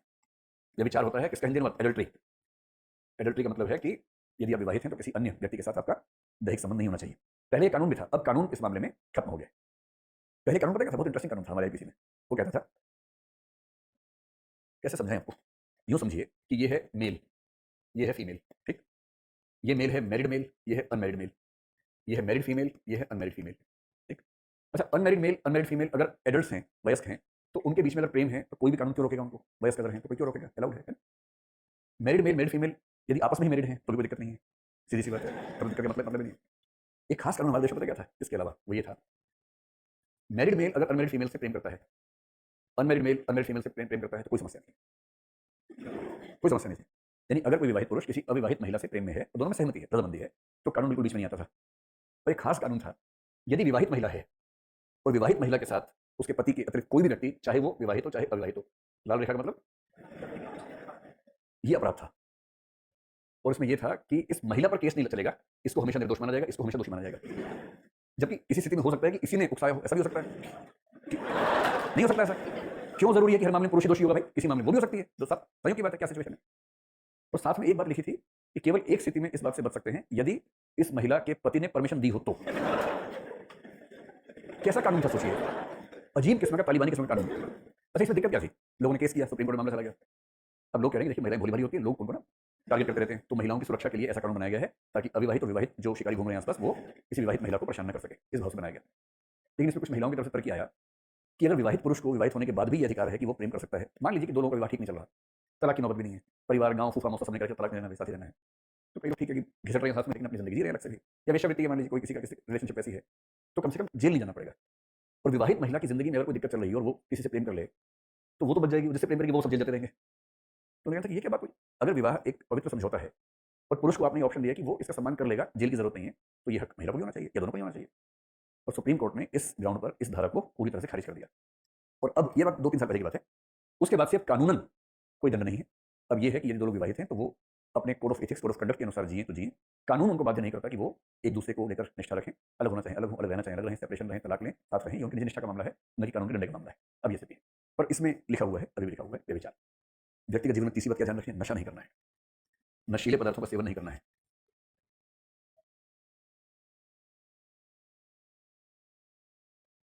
इसमें जॉइंट भी आता है, शराब भी आती है। मतलब नशीले पदार्थों का सेवन नहीं करना, कोड ऑफ कंडक्ट है, ये कानून नहीं है। तो इसका भाव ये कि पब्लिक लाइफ में आप ऐसा नहीं करेंगे, अगर है भी तो पर्सनल लाइफ में एकांत में कर तो करें। ये ना हो कि कलेक्टर साहब कहाँ हैं? कलेक्टर साहब नाली के पास पड़े हुए हैं। अभी ठेके पे गए थे, वहाँ से 2 बोतल ली फ्री में, पीते हुए बैठे गाड़ी में, फिर गाड़ी रुकवाई और नीचे गए नाली के पास। ड्राइवर खड़ा, कलेक्टर साहब उठिए, उठिए, मीडिया वाले आ गए हैं। ऐसा सोचिए क्या होगा उस जिले का अगर ऐसा हो गया तो, है ना? तो ये सब हरकत ना हो इसलिए लिखा हुआ है कि नशीले पदार्थों का सेवन नहीं करना चाहिए। हाँ, व्यक्तिगत जीवन में भी नहीं करना है। व्यक्तिगत जीवन में नहीं घुस जाओगे कि मेरा व्यक्तिगत जीवन चल रहा है इस समय, है ना? चौथी बात है बाल श्रम। बाल श्रम का उपयोग नहीं करना है। अपने घर पर, अपने परिवार में बाल श्रम का उपयोग नहीं करना है। ये मोटी-मोटी 4-5 बातें हैं जो आप ध्यान रखिए पर्सनल लाइफ के बारे में, ठीक है? अब आइए सार्वजनिक जीवन के बारे में। अच्छा हाँ, दहेज भी है। दहेज तो मतलब अब नए वाले में शामिल हो गया है। दहेज ना लेना है, ना देना है। चलिए सार्वजनिक जीवन में 4 बहुत सारे पॉइंट्स हैं, 20-20 हैं, मैं केवल 4-5 बता रहा हूँ जो याद रहें आप लोगों को, उतना ही बता रहा हूँ। पब्लिक लाइफ में सबसे पहली बात है सरकार की आलोचना नहीं करनी है, क्योंकि आप सरकार के सेवक हैं और सेवक धर्म ये नहीं है कि आप मालिक की आलोचना करें पब्लिक लाइफ में। अंदर-अंदर ठीक है, आप किसी बात से खुश नहीं हैं, दोस्तों से बात कर रहे हैं, लेकिन पब्लिक लाइफ में सरकार का क्रिटिसिज्म नहीं करना है। दूसरी बात, मीडिया में अगर आप लिखना चाहें, बोलना चाहें तो केवल और केवल क्या कर सकते हैं? साइंस एंड टेक्नोलॉजी पे लिख सकते हैं, लिटरेचर पर लिख सकते हैं और एकेडमिक सब्जेक्ट्स पर लिख सकते हैं। तो साइंस, टेक्नोलॉजी, लिटरेचर, एकेडमिक्स इन सब पर लिख सकते हैं, लेकिन किसी भी रूप में पॉलिटिकल कंटेंट नहीं लिख सकते। किसी राजनीतिक दल, किसी राजनीतिक नेता के पक्ष में या विपक्ष में लिखने की अनुमति सरकार की ओर से इन रूल्स के तहत आपको नहीं है। 2 बातें। तीसरी बात, एनोनिमिटी के बारे में 1-2 उन्होंने वाक्य लिखे हैं, जो कि मैं आपको बताता हूँ, तब तक तीसरे वाले पर आइए, फिर 2 बातें जोड़ देंगे उसमें लास्ट में। जो कार्यालय का जीवन है उसमें 3-4 बातें और फिर वित्तीय पक्षों में अंत में लेते हैं। मैं कोड ऑफ कंडक्ट ले आया हूँ, कुछ पॉइंट्स और जोड़ देंगे पहले। वित्तीय पक्षों में एक तो ये है कि आप जो उधार ऋण देने की परंपरा है, ऋण देना अलाउड नहीं है, ब्याज पर ऋण देना अलाउड नहीं है। तो मनी लेंडिंग सीधी सी बात अलाउड नहीं है। कोई व्यापार करना, व्यवसाय करना अलाउड नहीं है। कल परसों एक बच्चा पूछ रहा था ना कि क्या आईएएस बिजनेस कर सकता है, तो इसका उत्तर है कि नहीं कर सकते, क्योंकि कंडक्ट रूल्स में साफ-साफ मना किया हुआ है। ये फुल टाइम जॉब है ना, जब आप फुल टाइम अरे इस पे आ रहे हैं ना, रुको ना मिनट। तो बिजनेस आप नहीं कर सकते क्योंकि फुल टाइम जॉब में है। तीसरा सवाल है कि आप स्टॉक मार्केट में इन्वेस्ट कर सकते हैं, तो इन्वेस्ट कर सकते हैं, लेकिन स्पेकुलेटिव ट्रेडिंग नहीं कर सकते हैं। तो शेयर बाजार में निवेश कर सकते हैं, पर स्पेकुलेटिव का मतलब हुआ अनुमान लगा के, पर अनुमान आधारित खरीद बेच नहीं कर सकते। मतलब ये नहीं कर सकते कि शेयर आज खरीदा, 3 घंटे बेच दिया, फिर 1 घंटे में खरीदा, फिर 4 घंटे बेच दिया। मतलब ये ना हो कि सिविल सेवक नहीं है, अब आप केवल स्टॉक मार्केट में चले गए, लेकिन आपकी सेविंग्स है, आपने सेविंग्स शेयर मार्केट में लगा दी, म्यूचुअल फंड में लगा दी, वो अपने आप आगे बढ़ रहा है, वहाँ तक करने में दिक्कत नहीं है, पर ये अलग से नहीं कर सकते हैं। जो सरकारी आवास मिला है उसको किराए पर नहीं लगा सकते। कई लोग बहुत पहुंचे हुए होते हैं, सरकारी आवास किराए पर लगा देते हैं। सरकारी आवास किराए पर नहीं। किसी भी वेंडर से, वेंडर का मतलब जो सेवा प्रदाता है ऑफिस का, कार्यालय के आपूर्तिकर्ताओं से निजी लाभ नहीं लेना है। जैसे कार्यालय में आपने कहा भैया 10 कंप्यूटर खरीदने हैं ऑफिस के लिए, उसने कहा जी हुजूर मिल जाएंगे। आपने कहा एक घर के लिए भी चाहिए था, तो उसने कहा जी मैं समझ गया। एक घर पे पहुंच गया, 10 ऑफिस में आए और 10 की जो पेमेंट थी उसी में 11 का निकाल लिया। तो जो वेंडर्स आपके ऑफिस के लिए काम करते हैं, वेंडर्स के साथ पर्सनल लाइफ के लिए आप कोई काम नहीं करेंगे, इस बात को बोलते हैं इकोनॉमिक लाइफ में। 4-5 बातें ध्यान रखिए। अब अच्छा, कार्यालय जीवन में, कार्यालय में क्या क्या करना है? जो आदेश हैं उन आदेशों का पालन करना है, आदेशों और नियमों का पालन करना है। ज़्यादा चूं चपड़ नहीं करनी है कि मेरी अंतरात्मा नहीं मान रही तो उसको मनाओ। जो आदेश मेरा है उसको जनरली फॉलो करना है, बिना हीरो बने। सामान्यतः लिखित आदेश को फॉलो करना है, लेकिन किसी परिस्थिति में लिखित आदेश संभव ना हो तो इस आधार पर कार्य नहीं करना, इसी से बचना है। सामान्यतः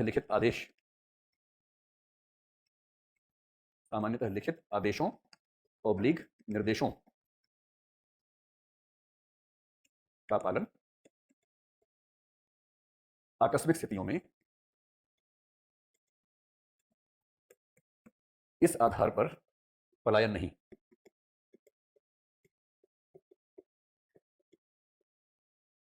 तो आकस्मिक स्थितियों में इस आधार पर पलायन नहीं करने के लिखित ऑर्डर तो मिला ही नहीं, मेरे लिखित मिलेगा तो ही मैं काम करूंगा।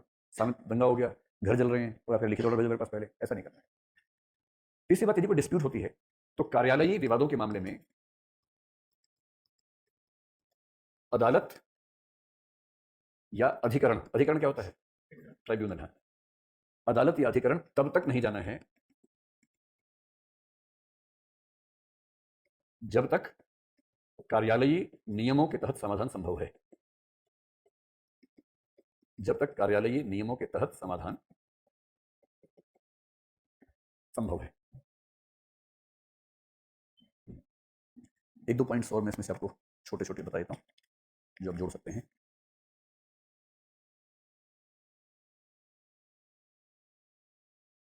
पर्सनल लाइफ वाले सारे ठीक हैं। पब्लिक वाले में इतना ही है बेसिकली। इसमें आप एक जोड़ना चाहें तो केवल एक जोड़ लें, और वो ये कि अपने निजी विचारों का लिखिए, ऐसे लिख लीजिए इसको, कोई ऐसा बयान न दें जो राष्ट्रों के संबंधों या केंद्र राज्य संबंधों को नुकसान पहुंचा सकता है। ऐसा बयान न दें जो राष्ट्रों के संबंधों या केंद्र राज्य संबंध के खिलाफ है। ठीक है। कार्यालय वाले जीवन में डायरेक्शंस मानेंगे, रिटर्न ऑर्डर्स। हाँ, बस एक अंतिम लिख लीजिए, डिस्क्रिशन अगर है तो उसका प्रयोग सोच समझ के करना है। कार्यालय वाले में लिखिए, कार्यालय वाले में विवेकाधीन शक्ति का प्रयोग अत्यंत सावधानी से।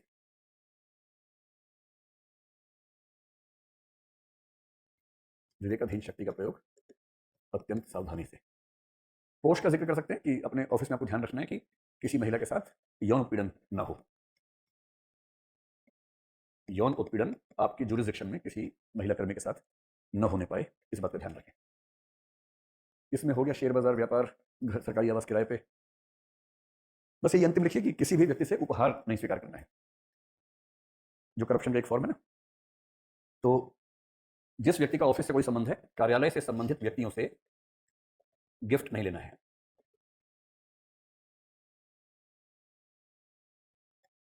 उपहार स्वीकार नहीं करना है। इतना मुश्किल होता है। मैं एक आईपीएस को जानता हूँ, बड़ा बहुत ही ठीक अधिकारी है। उसके 2 बच्चे हैं। उसके किसी रिश्तेदार ने उन बच्चों के नाम पे कुछ अमाउंट गिफ्ट कर दिया बिना उसको बताया शायद, और वो सस्पेंड हो गया उसके बाद। और अमाउंट बहुत ज़्यादा नहीं था, मुश्किल से 50,000 रुपये था, और ब्लड रिलेटिव ने गिफ्ट किया था, बच्चों को किया था। तो ऐसे में क्या होता है कि आपको अपने ऑफिस को डिक्लेयर करना होता है, वो शायद भूल गया, मिस हो गया, उससे जो भी हुआ, सस्पेंशन हो जाता है। सिविल सर्विस में आने के बाद आपके अकाउंट्स पर लगातार निगाह रहती है सरकार की। हालांकि सिविल सर्वेंट्स अकाउंट के थ्रू करते नहीं है, वो भी कम सियाने थोड़ा होते हैं। मतलब दुनिया का सबसे पागल व्यक्ति वो होता है जो रिश्वत चेक से लेता है। आपने सुना है कभी रिश्वत चेक से? चेक का पैसा अकाउंट में जाएगा, सारे प्रमाण है। तो एक ऐसा मूर्ख आदमी, मैं उसे नाम क्यों बोलूं, छोड़ो। एक व्यक्ति थे जो बाद में हाईकोर्ट के जज बने, उन पर महाभियोग रिमूवल वाला प्रस्ताव चला, लोकसभा से शायद पारित हुआ, राज्यसभा से होने वाला था, उन्होंने इस्तीफा दे दिया। और जब मैंने उनकी पूरी कहानी पढ़ी, पूरा केस पढ़ा, तो पता लगा कि वो एक मामले में कोर्ट की ओर से रिसीवर नियुक्त हुए थे, और उन्होंने अपने अकाउंट में 35 लाख रुपए रिश्वत लिया था चेक से। मतलब वो अमाउंट जो रिश्वत माना गया बाद में। मैं सोच रहा था कि कोई हाईकोर्ट में जज बना है, इतना समझदार व्यक्ति होगा, मतलब ज़्यादा समझदार तो रिश्वत ली ही क्यों? और अगर कोई ऐसी मजबूरी थी तो फिर ये तो बहुत ही बड़ा समझने वाली बात है ना, कोई ऐसा करेगा। मैं आपसे ये नहीं कह रहा कि चेक से मत लेना, मैं कह रहा हूँ लेना ही मत, है ना, क्योंकि गलत काम तो भाई गलत है, मामला फंसा रहता है उसके बाद। फिर जिस दिन कोई केस बनता है ना, दिक्कत हो जाती है। यस, अपना नाम फिर से बताओ। केदारी अभी भी? तो ये इन भैया का नाम अभी भी केदार ही है? फिर से सवाल पूछ रहे हैं, पूछिए। क्या बात है, कहाँ कहाँ से सिचुएशन लाते हो यार। कलेक्टर साहब कहीं गए हैं, एक कॉन्ट्रैक्टर ने वहाँ पर गिफ्ट दिया, अनजाने में कलेक्टर साहब ने ले लिया, तब क्या करना चाहिए? पहली बात तो पब्लिक प्लेस पर ऐसा कर रहे हैं तो दिक्कत इसमें इसलिए नहीं है। आप देखिए कोई मिनिस्टर, कोई कलेक्टर जब भी गिफ्ट मिलता है पब्लिक प्लेस पर, बुके भी मिलता है, वो एक सेकंड भी अपने पास नहीं रखते हैं। जैसे मिला आगे होता रहता है, अपनी टीम के पास जाता रहता है।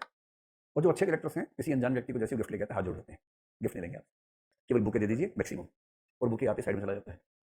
तो यदि आप मैन ऑफ इंटेग्रिटी हैं तो ऐसा मत कीजिएगा। कोई गिफ्ट देना चाहे, नहीं लेना है, हाथ जोड़ देना प्यार से, बहुत मजबूत और बहुत प्यार, इन दोनों तत्वों का समावेश करना होगा। ठीक है, मुश्किल है मैं जानता हूँ, मुश्किल है मैं जानता हूँ, और वो भी पब्लिक लाइफ में जब सब मीडिया देख रहा है उस समय आप ऐसी हरकत करेंगे तो उसके बाद जीना मुश्किल कर देंगे। किसी स्थिति में ऐसा हो सकता है कि बहुत मजबूरी हो जाती है, नहीं मना कर पा रहे, कुछ ऐसा हो गया। जैसे एक केस हुआ ऐसा, मान लीजिए किसी देश का राष्ट्रपति आया, चाइनीज जो प्रीमियर रहे थे उन्होंने ऐसा किया कुछ दिन पहले, जो 2 अधिकारी भारत सरकार ने नियुक्त किए उनके साथ, जो ऑफिसर ऑन स्पेशल ड्यूटी थे, प्रोटोकॉल ऑफिसर उनके साथ में, जब वो गए तो चाइनीज राष्ट्रपति ने उन दोनों को अच्छा से गिफ्ट दिया। अब चीन का राष्ट्रपति गिफ्ट दे, इसकी हिम्मत है कि मना कर दे? मना कर दिया, मोदी टांग देंगे उसके बाद कि उनका अपमान हो गया। ले लें तो पता लगा अखबार में छपा कि देखो कैसे लोग हैं। तो कभी अगर ऐसा हो जाए वो लेना पड़े, लेने के तुरंत बाद क्या करना है, उसको ट्रेजरी ऑफिस में जमा करवा देना है एक लिखित डॉक्यूमेंटेशन के साथ कि चाइनीज राष्ट्रपति ने यह गिफ्ट दिया, उस समय उनको मना करना उचित नहीं लगा, इसलिए क्योंकि यह संपत्ति मेरी निजी संपत्ति नहीं है, राज्य की संपत्ति है, इसे ट्रेजरी ऑफिस में सबमिट किया जा रहा है। साइन, स्टैम्प, काम खत्म। इतनी भी चिंता नहीं करनी है। देखो दिक्कत ये नहीं है कि लोग सवाल पूछेंगे, दिक्कत ये है कि जवाब है कि नहीं है। अगर जवाब है, तार्किक जवाब है, तथ्यों के साथ है, कोई आपका बाल भी बांका नहीं कर सकता। अगर जवाब नहीं है तो दिक्कत है। सवाल तो उठेंगे, आप आईएएस बनेंगे, सवाल तो इतने उठेंगे जीना मुश्किल हो जाएगा। पर फिर ध्यान रखना है, पूरे करियर में 10 बार आप इतना तनाव झेलेंगे कि लगेगा कि कहाँ फंस गए, और कम से कम 150 बार इतनी तारीफ सुनेंगे कि मजा आ जाएगा। तो 150 और 10 के अनुपात में वो अनुपात चलता है, बहुत तनाव नहीं लेना है। कुल मिला के सम्मान इतना ज्यादा होगा, जब इतना सम्मान होगा तो 4 बार गाली सुन लेना, क्या फर्क पड़ता है। अकेला नहीं मिलता है, डेबिट के साथ क्रेडिट होता ही होता है भाई, सब चीज साथ साथ आती है। चलिए ले सकते हैं। हाँ, बर्थडे गिफ्ट भी आपको लेने से बचना चाहिए, यहाँ तक कि आपके बच्चे भी नहीं ले सकते हैं, ये भी ध्यान रखना है। जब आप आईएएस बनेंगे तो कई लोग पता क्या करेंगे कि ठेकेदार आपको गिफ्ट देने आया, उसने कहा हुजूर कुछ नहीं है, सिर्फ एक घड़ी है, और घड़ी किसी चीज़ की हीरे की है। आपने मना करके भेज दिया कि भाई दूर जाइए, और मैं कुछ ऐसा काम नहीं करूंगा, ना मैं आपके लिए कुछ काम करने वाला हूँ, जो नियम के तहत वही होगा। कॉन्ट्रैक्ट आपको मिला है तो आपकी वजह से मिला, मैंने कुछ नहीं किया इसमें, गिफ्ट का सवाल ही पैदा नहीं होता। तो कॉन्ट्रैक्टर क्या करे, उसका मन नहीं मान रहा है, तो उससे 7 बच्चे हैं जो हर क्लास में पढ़ते हैं, और किसी ना किसी ने आपका बच्चा भी पढ़ता होगा, तो उसने स्कूल में करवा दिया बच्चे को, और बच्चों को बचपन से टिप्स दे रखी है उसने कि बेटा उसको टारगेट करना, दोस्त बना लो उसको। अब दोस्त बना लिया आपके बच्चे को, आपका बच्चा कह रहा है मेरा हैप्पी बर्थडे है, मेरे फ्रेंड्स आएंगे, वो फ्रेंड भी आएगा, आप मना नहीं कर सकते, बच्चे का जन्मदिन है। और बाकी बच्चे क्या लेके, एक पेंसिल, एक पेन गिफ्ट लेके आए, वो भाई साहब हीरे की घड़ी लेके आ गया। तो आपको ध्यान रखना है कि आपको या आपके परिवार के किसी मेंबर को कोई ऐसा गिफ्ट जो गिफ्ट से ज़्यादा वैल्यू का है नहीं लेना है। गिफ्ट का मतलब क्या, किसी ने पेन गिफ्ट किया, पेन कौन सा, सिंपल सा पेन, यानी कि सोने का पेन, हीरे का पेन, सिंपल सा पेन, वहाँ तक ठीक है, कोई दिक्कत नहीं है। अंतिम बात है कि व्याख्या कर सकते हैं कि नहीं कर सकते हैं। तो आपके बच्चे का जन्मदिन है, एक बच्चे के जन्मदिन पर जैसे गिफ्ट अलाउड है वहाँ तक ले सकते हैं, और क्योंकि आप सिविल सर्वेंट हैं आपको विशेष रूप से ध्यान रखना है कि ज़्यादा ना हो, क्योंकि वापस भी देना होता है, उसके बच्चे का भी आएगा जन्मदिन, जितना आप अफोर्ड कर सकते हैं उतना ही लेना चाहिए। तो आप सोच रहे बताओ हमारा भी क्या, बच्चे का भी क्या, आईएएस बनोगे ना। लोग कहते हैं कितनी सी सैलरी मिलती है, आईएएस जब बनते हो ना जिले में 3 एकड़ का बंगला मिलता है, कहीं कहीं 4 एकड़ 5 एकड़ का बंगला। और मैं एक बार कैलकुलेट करवा रहा था कुछ लोगों को, मतलब एक दोस्त के घर गया, वो आईएएस था, तो कलेक्टर का बंगला देखा, खेत है पूरा, शहर है पूरा, बंगला थोड़ा होता है। बंगले के अंदर एक रेसिंग ट्रैक है कि आप 1-2 किलोमीटर दौड़ सकते हैं पीछे, जंगल है बंगले के अंदर। सोचो यार, जंगल में बंगला नहीं है, बंगले में जंगल है। तो मैंने उससे पूछा, मैंने कहा वैसे ईमानदारी से बताओ कि अगर ये घर किराए पे लगा दिया जाए, अगर सरकार किराए पे लगा दे तो कितना रेंट मिल जाएगा। वो एक टियर 2 का शहर, मैं शहर का नाम नहीं बोलूंगा, समझ लीजिए गाजियाबाद, मेरठ, इस तरह इस लेवल का एक शहर था। तो उसने कहा कि एग्जैक्टली नहीं पता, लेकिन मेरे ख्याल से इसकी रेंटल वैल्यू मरी हालत में 10 से 20 लाख के बीच में होगी महीने की। तो भाई साहब सैलरी मिलती है 80,000, बंगला मिलता है 20 लाख मंथली रेंट वाला, उसमें होती है खेती, और खेत से जो सब्जियां फैलाते हैं सब आप खाते हैं, वो अलाउड है, उसमें दिक्कत नहीं है। हाँ, और उस घर के अंदर गाड़ियाँ चलती हैं कि घर के इस कोने से उस कोने तक गाड़ी जा रही है बहुत दूर तक। फिर वहाँ स्टाफ में 15-20 लोग 24 घंटे तैनात रहते हैं आपके घर में।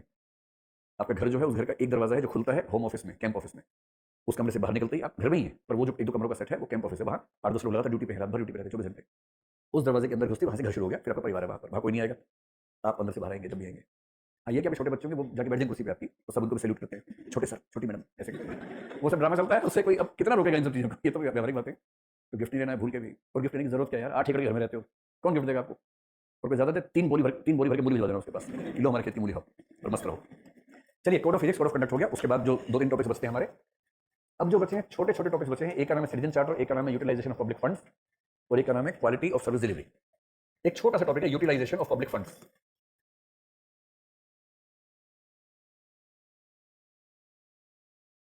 यूटिलाइजेशन ऑफ पब्लिक फंड्स, तो लोक निधि का उपयोग। हिंदी में मात्राएं लगानी पड़ती है, पर हिंदी में देखो इतने में आ जाता है, इंग्लिश में कहां तक चला जाता है।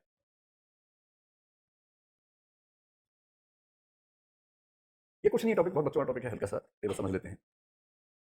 इसका मतलब ये है कि भाई जो सरकारी पैसा है उसका उपयोग कैसे होना चाहिए, तो उसमें 3-4 बातें समझने की हैं। पहली बात, संदर्भ क्या है इस बात का, कंटेक्स्ट क्या है, ये टॉपिक क्यों पाठ्यक्रम में लगाया गया है। दूसरी बात है कि वर्तमान व्यवस्था हमारे पास क्या है। तीसरी बात है समस्याएं क्या क्या हैं, और चौथी बात है कि यदि आपको समाधान के सुझाव देने हो तो आप क्या क्या सुझाव इस मसले पर देना चाहेंगे। मसला ये है कि सरकार के पास जो पैसा होता है उस पैसे का दुरुपयोग हो जाता है, जो कि नहीं होना चाहिए। तो सबसे पहली बात है संदर्भ क्या है, थोड़ा सा जब भी ये प्रश्न है शुरू में 2 बातें समझा दीजिएगा संदर्भ में। भारत कैसा देश है? विकसित है, अविकसित है, विकासशील है? विकासशील है। ये गरीब का ही अच्छा शब्द है, विकासशील कहने से अच्छा फील होता है। तो भारत एक विकासशील देश है। विकासशील का मतलब अभी हम आर्थिक रूप में बहुत आगे बढ़े हुए देश नहीं है, हमारे पास रिसोर्सेज कम है। विकासशील देश का मतलब यही होता है। तो हम विकासशील देश हैं। विकासशील देश होने का मतलब हमारे पास जो धन है वो धन कम है या ज़्यादा है? कम है। तो हमारे पास धन कम है, सरकार के पास भी धन कम है, तो हमारे पास पैसा कम है। दूसरा, ऊपर से हम हैं कल्याणकारी राज्य। और कल्याणकारी राज्य का काम क्या होता है कि जो समाज के कमजोर वर्ग हैं उनको मुख्य धारा में लाने के लिए हमें बहुत सारा पैसा चाहिए होता है। पैसा चाहिए बहुत सारा विकास करने के लिए। एक तो विकास करना है, ऊपर से समावेशी विकास करना है। और आबादी का बड़ा हिस्सा ऐसा है जिसके पास संसाधन बहुत ही कम है, उन सबको लेकर चलना है। ये यूं समझ लीजिए कि आपके घर में 2-3 भाई हैं, उनमें से एक किसी वजह से काम करने की हालत में नहीं है, तबीयत ठीक नहीं है उसकी। अब जो बाकी 2 भाई हैं उनकी जिम्मेदारियां बढ़ गई या नहीं बढ़ गई? बढ़ गई। उनको अपने परिवार के लिए भी कमाना है और इतना एक्स्ट्रा भी कमाना है कि उस भाई और उसका परिवार भी चल सके। और इसका मतलब ये हुआ कि हम एक ऐसे देश में हैं जहाँ 3 में से 1 भाई काम करता है, 2 भाइयों को साथ में लेकर चलने के लिए हमें पैसा निवेश करना पड़ता है। जब आपके पास पैसा इफरात में होता है ना, फिर आपके कुछ अलग किस्म के तरीके डेवलप हो जाते हैं। लोग वेस्ट भी करते हैं पैसा। एक समय के बाद आप भी करेंगे, जब पैसा ज़्यादा हो जाता है तो उसकी वैल्यू कम हो जाती है, क्योंकि जो चीज़ है उसकी कीमत नहीं होती, और जो नहीं है उसकी कीमत बहुत ज़्यादा होती है।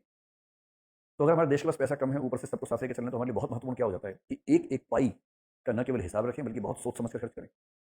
और इसलिए बहुत ज़रूरी है कि एक एक पैसा सावधानी से खर्च हो। अगर हम चाहते हैं कि हम एक कल्याणकारी राज्य के रूप में सफल हों, तो उसमें ज़रूरी है कि हम एक एक पैसा सावधानी से खर्च करें। ये एटीट्यूड हमें अपनी पब्लिक सर्विसेज में डेवलप करना ही पड़ेगा, इसके बिना काम चल नहीं पाएगा। इसको बोलते हैं यूटिलाइजेशन ऑफ पब्लिक फंड्स। ये टॉपिक इसलिए है, और वर्तमान स्थिति ये है कि हम महसूस करते हैं कि ऐसा हो नहीं पा रहा, और इसलिए इस पर ध्यान देने की ज़रूरत है। अच्छा, आज के समय में जैसे मान लीजिए हमारे पास पैसा है, हम कोशिश करते हैं कि वो सही तरीके से खर्च हो।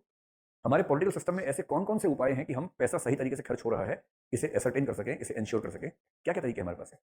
यदि आपने पॉलिटी पढ़ा हो, इकोनॉमी पढ़ा हो, तो आपने सुना होगा सबसे पहली बात तो ये है कि हमारे देश में ये पैसा खर्च करने का अधिकार सरकार के पास है या संसद बजट पास करेगी तो ही होता है?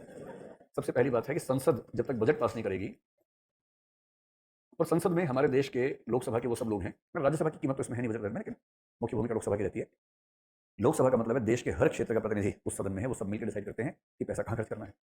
तो पार्लियामेंट कम से कम एग्जीक्यूटिव के ऊपर कंट्रोल करती है, एक-एक पैसे के लिए आप पैसा कहाँ खर्च कर रहे हैं। ये अलग बात है कि चर्चा उतनी अच्छे से हो नहीं पाती जितनी अच्छे से होनी चाहिए, क्योंकि एक तो समय नहीं होता, दूसरा ये कि उतनी समझ भी नहीं है। अच्छा, आपकी राय में जो 550 के आसपास लोकसभा के एमपी होते हैं, कितने होते हैं वैसे? 552, 550, 545 या 543? 4 ऑप्शन देता हूँ, 552, 550, 545, 543। 550 हो सकते हैं। अब 552 से 2 हट गए एंग्लो इंडियंस वाले, तो इसका मतलब 543 जो इलेक्शंस होते हैं जनरली हम उतने में सीमित होते हैं। पहले 545 हो जाते थे, और बाकी सीटें भी वैकेंट हैं। यूटीज वाली कुछ सीटें शायद वैकेंट है। अब जो नया संसद भवन बना उसमें लोकसभा में कितनी सीटें हैं? समझ रहे हैं ना? 300 वैकेंसी आने वाली लोकसभा में। अगले साल हो सकता है कि आईए से ज़्यादा वैकेंसी लोकसभा की हो। 24 में तो मुश्किल है, 29 में शायद आ जाए, क्योंकि अभी हमने 2026 तक तो परिसीमन को रोका हुआ है। तो 26 के बाद की जो जनगणना होगी उसके बेस से परिसीमन होना है। और बाकी ये सब बातें कहने की इसलिए कि संविधान में लिखाई तो है, संविधान में संशोधन हो सकता है, और क्योंकि ये सिविल मामला है तो रिट्रोस्पेक्टिव भी हो सकता है, कोई दिक्कत थोड़ा हो सकता है। भाई देखो, मोदी जी के दिमाग में क्या चल रहा है भगवान जानता है, और हो सकता है उनके मन में ये चल रहा हो कि 24 के इलेक्शन से पहले सीटें बढ़ा के 800 कर देते हैं। होना भी चाहिए, इतने बड़े देश में 545 लोग कैसे संभालेंगे? 800,000 हो तो ये कि, और एमपी बनने के लिए कितना, 21 साल चाहिए, 25 साल चाहिए? तो 3 अटेम्प्ट यहाँ देने के बाद बाई चांस ना हो तो अगला अटेम्प्ट लोकसभा सीधे, है ना? चलिए, तो संसद बजट पास करेगी तो ही पैसा खर्च होगा, पहली बात तो ये है। उसके बाद दूसरी बात इसमें ये होती है कि एक इंटरनल ऑडिट का मैकेनिज्म हर मिनिस्ट्री में होता है। आंतरिक लेखा परीक्षा हर मिनिस्ट्री के तहत किया जाता है। जो अकाउंटिंग सर्विसेज होती हैं, आपने अगर सारी सिविल सर्विस का नाम पढ़ा हो तो उसमें एक सर्विस का नाम है इंडियन डिफेंस अकाउंट सर्विस। पढ़ा है कभी? एक सर्विस थी पिछले साल तक, इंडियन रेलवे अकाउंट सर्विस, और इसके अलावा एक है इंडियन सिविल अकाउंट सर्विस। अगर तीनों का नाम सुना तो मोटा मोटा मतलब समझ लीजिए, डिफेंस मिनिस्ट्री में अकाउंटिंग का सारा काम करने वाले जो वरिष्ठ लोग हैं वो हैं इंडियन डिफेंस अकाउंट सर्विस के, और वो केवल अकाउंटिंग नहीं करते, इंटरनल ऑडिट भी करते हैं। रेलवे, क्योंकि पहले अलग से बजट आता था तो रेलवे मिनिस्ट्री का अलग था, Indian railway account service, railway के अकाउंट का सारा काम वो सर्विस देखती थी। और बाकी सारी मिनिस्ट्रीज के अकाउंट का काम देखती है इंडियन सिविल अकाउंट सर्विस। और सिविल अकाउंट सर्विस के लोग ट्रांसफर होते थे, कभी एजुकेशन में, कभी हेल्थ में, कभी किसी मिनिस्ट्री में चले जाते हैं। और इन सर्विसेज का काम है एक तो ये देखना कि अकाउंट्स ठीक से बने या नहीं बने, और दूसरा इंटरनल ऑडिट करते रहना, ताकि जब सीएजी आए तो उस समय ये ना हो कि मामला फंस जाए। सीएजी बहुत ज़्यादा चेक कर नहीं पाता, पर सीएजी ने एक कानून बना रखा है कि अगर सीएजी किसी ऑफिस में पिछले 10 साल से भी नहीं आया है, तो जब तक सीएजी अगली बार नहीं आएगा तब तक आप अपने अकाउंट से जुड़ा एक भी कागज हटा नहीं सकते हैं, चाहे 20 साल ना आए। एक एक पैसे का हिसाब, डॉक्यूमेंट्स रखने हैं। जब अगली बार सीएजी आ जाएगा, चेक कर लेगा, उसके बाद डिस्ट्रॉय करने का प्रोसेस है, उससे पहले डिस्ट्रॉय नहीं कर सकते। तो इंटरनल ऑडिट के बाद तीसरा मैकेनिज्म है CAG, controller and auditor general of India, CAG of India. और जिस दिन सीएजी की रिपोर्ट गड़बड़ा जाए या एक होती है लोक लेखा समिति यानी पब्लिक अकाउंट्स कमेटी। लोक लेखा समिति, ऐसा कहते हैं कि अगर लोक लेखा समिति या सीएजी किसी के पीछे पड़ गया तो सरकार गिरनी तय है। 2 बार ऐसा अतीत में हो चुका है। एक सीएजी थे जिनका नाम था टीएन चतुर्वेदी, उन्होंने बोफोर्स की फाइल खोल दी थी और 1989 में कांग्रेस की सरकार गिरने की सबसे बड़ी वजह थे टीएन चतुर्वेदी सीएजी। इसी प्रकार एक और सीएजी हुए विनोद कुमार राय या विनोद राय। जब 2014 से पहले सरकार थी यूपीए की तो उन्होंने 1-2 घोटाले खोल दिए थे। उनमें से एक घोटाला कौन सा था? 2G स्पेक्ट्रम घोटाला, 1,76,000 करोड़ रुपए का घोटाला। ये 1,76,000 करोड़ की राशि कहाँ से, इसे बहुत डिस्प्यूट हमारी राजनीति में है, पर सीएजी की रिपोर्ट में ये सब बातें आने के बाद इतना हंगामा मचा। और मोदी जी उस समय उम्मीदवार थे प्रधानमंत्री पद के, तो उन्होंने इस रिपोर्ट का उल्लेख किया चुनावी भाषण में बार बार, और पूरे देश में माहौल बना कि जो सरकार थी वो वाली वो करप्ट सरकार थी, और ये एक बड़ा कारण रहा सरकार के गिरने का। तो ये हमारे पास मैकेनिज्म फिलहाल है ये सुनिश्चित करने का कि जो पब्लिक फंड है यानी कि जो लोक निधि है उसका दुरुपयोग ना हो। अब बताइए कि लोक निधि का दुरुपयोग अगर है तो समस्याएं क्या क्या है, कैसे कैसे चीजें खराब होती हैं। तो 5-6 बातें जो कॉमन सेंस की बातें हैं वही सब बातें आपको यहाँ बतानी होती हैं। क्या आप कह सकते हैं कि लोक निधि का दुरुपयोग होने में एक बड़ी भूमिका करप्शन की है ना? तो सबसे पहली बात है भ्रष्टाचार।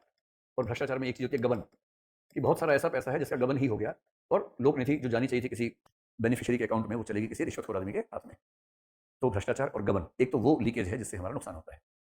क्या ऐसा भी है कि सरकार जो सामान खरीदती है वो महंगी दरों पर खरीदती है? आपने कभी ट्राई किया इस चीज को? आमतौर पर 3 गुना के आसपास रेट होता है। चावल गेहूं में तो शायद ना समझ में आता हो, कोई और सामान खरीद के देखिए। कंप्यूटर लीजिए, मोबाइल फोन लीजिए, कोई भी ऐसा गजट, टेबल लीजिए, कुर्सी लीजिए ऑफिस के लिए, जो सामान किसी कंपनी का बाहर 10,000 का है, जब सरकार खरीदेगी तो 30,000 का हो जाएगा। ठीक वही चीज, उसमें इतना भी अंतर नहीं है, बस ये कि सरकार खरीद रही है। इसमें एक पक्ष तो जेन्युइन है, वो ये कि सरकार खरीदती है बहुत बड़े पैमाने पर, पेमेंट करती है बहुत लेट कई बार। कि सरकार ने कहा कि हमें भाई 1000 कुर्सियां चाहिए, आपने कहा सर दे तो दूंगा, पैसे कब मिलेंगे? सरकार कह रही कि मिलेंगे, ये भरोसा रखो, क्योंकि सरकार ये नहीं करती कि पैसे ना दे, ये सबको भरोसा रहता भी है, कब मिलेंगे ये मत पूछो।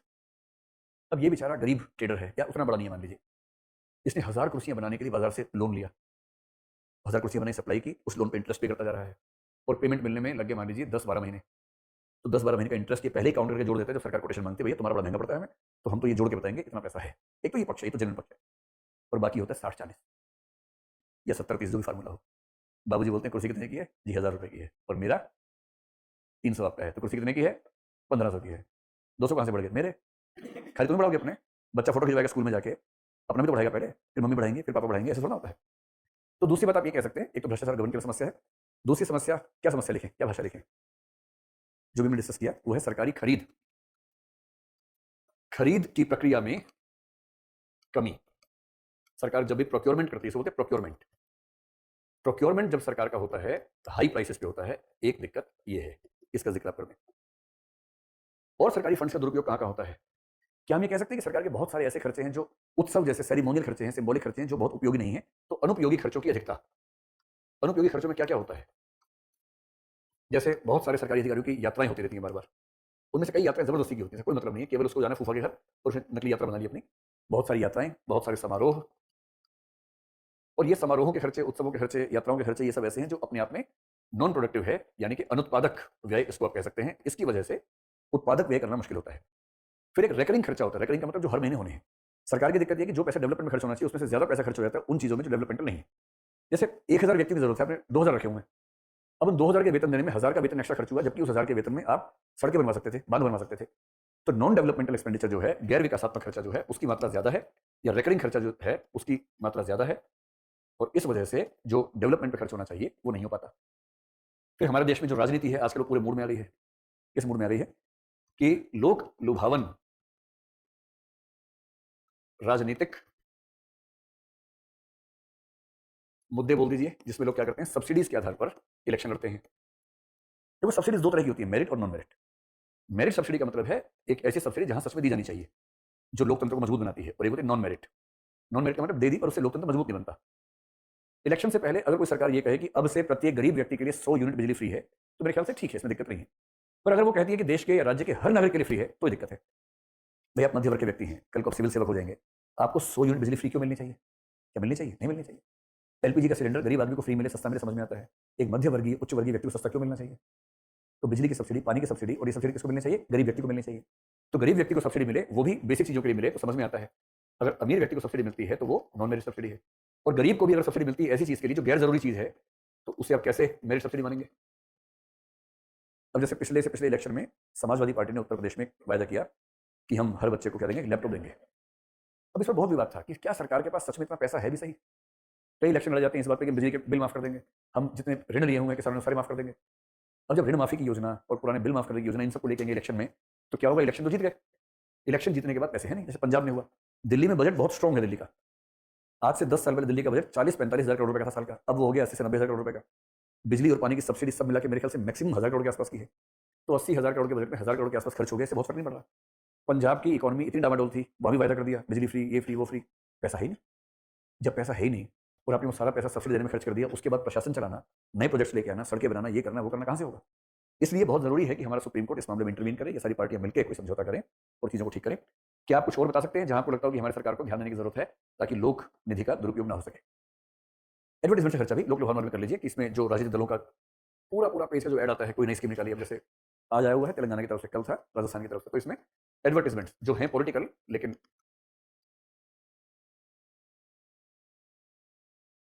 है सरकार का एडवर्टाइजमेंट। तो ऐसी 5-6 चीजें जिससे आपको लगता है कि हमारा जो राज्य का वित्त है, धन है, जनता का धन है, उसका दुरुपयोग बहुत ज्यादा होता है और इन सबको रोकने की जरूरत है। सुझाव पर आ जाए। अंतिम बात है कि इस मामले में हम क्या कर सकते हैं, सुझाव क्या क्या हमारे हो सकते हैं। 4-5 सुझाव दे दीजिए। एक सुझाव इस मामले में ये हो सकता है कि हम केवल, अच्छा, एक लोक धन का मिसयूज में एक पॉइंट ये भी आता है कि अगर हम धन का अनुपयोग करें, उपयोग न कर पाए किसी पॉलिसी के लिए, अनुपयोग भी गलत है। और इसमें एक शब्द आपको बताता हूं, शायद आपने पॉलिटी में सुना होगा कि पैसा फिक्स हुआ बजट में कि आपको इस चीज पे खर्च करना है, कोई पब्लिक स्कीम मान लीजिए, और वो ऑफिस साल भर में वो पैसा खर्च कर ही नहीं पाया, और जब नहीं कर पाया तो एक शब्द चलता है मार्च रश। जानते हैं मार्च रश क्या होता है? मार्च रश का मतलब है कि 31 मार्च की रात को 12 बजे एक खास घटना घटती है हमारे देश में। जो आपका बजट होता है वो बजट सारा का सारा बनता है 1 अप्रैल से 31 मार्च के लिए। तो अगर आपको आइडिया हो तो हमारे देश में एक अकाउंट होता है जिसको बोलते हैं कंसोलिडेटेड फंड ऑफ इंडिया। जानते हैं? जितना भी टैक्स है, सरकार की इनकम है, वो सारा का सारा इसी में इकट्ठा होता रहता है। ये जो पैसा है ये सरकार के पास है। इसमें से पैसा निकलता है बजटरी अप्रूवल से, संसद की सहमति से। संसद ने बजट पास किया और मान लीजिए बजट पास करके बोला कि भाई जो होम मिनिस्ट्री है, एमएचए है, एमएचए को आप दे दीजिए 1 लाख करोड़ रुपए, शिफ्ट कर दिए। और एमएचए को जब दिया तो एमएचए को अच्छे से पता है कि ये पैसा किस किस मद में कितना कितना है, वो सब पता होता है, उसी में खर्च करना होता है। ऑडिट का मतलब ये होता है। और ये सब मद लिखे होते हैं बजट में। तो बजट में जो लिखा है कि इस मद में इतना, इस मद में इतना, ठीक उतना अमाउंट आएगा और वो होम मिनिस्ट्री के अकाउंट में जाएगा। और होम मिनिस्ट्री के अकाउंट्स के जो लोग हैं उनको पता है कि कौन से मद में कितना खर्च करना है। मान लीजिए एक मद है लाइब्रेरी बनवाना, देश के विभिन्न हिस्सों में जहां जहां आंतरिक अशांति है, असुरक्षा है, वहां लाइब्रेरी बनाना, ताकि जो युवक हैं, वहां की युवतियां हैं, बंदूक ना उठाएं, किताब उठाएं, उनको प्रेरित करना। अब इतनी फुर्सत किसी के पास है नहीं लाइब्रेरी बनवाने की। और पता लगा कि इसमें फंड था हमारे पास, मान लीजिए 500 करोड़ रुपए का ये फंड है, और शुरू के 9 महीने लाइब्रेरी को ही बनाना याद ही नहीं रहा किसी को। जनवरी होती सबको ध्यान आया, अरे अरे लाइब्रेरी, अरे फंड हाथ से निकल जाएगा। अब ये कोशिश करेंगे।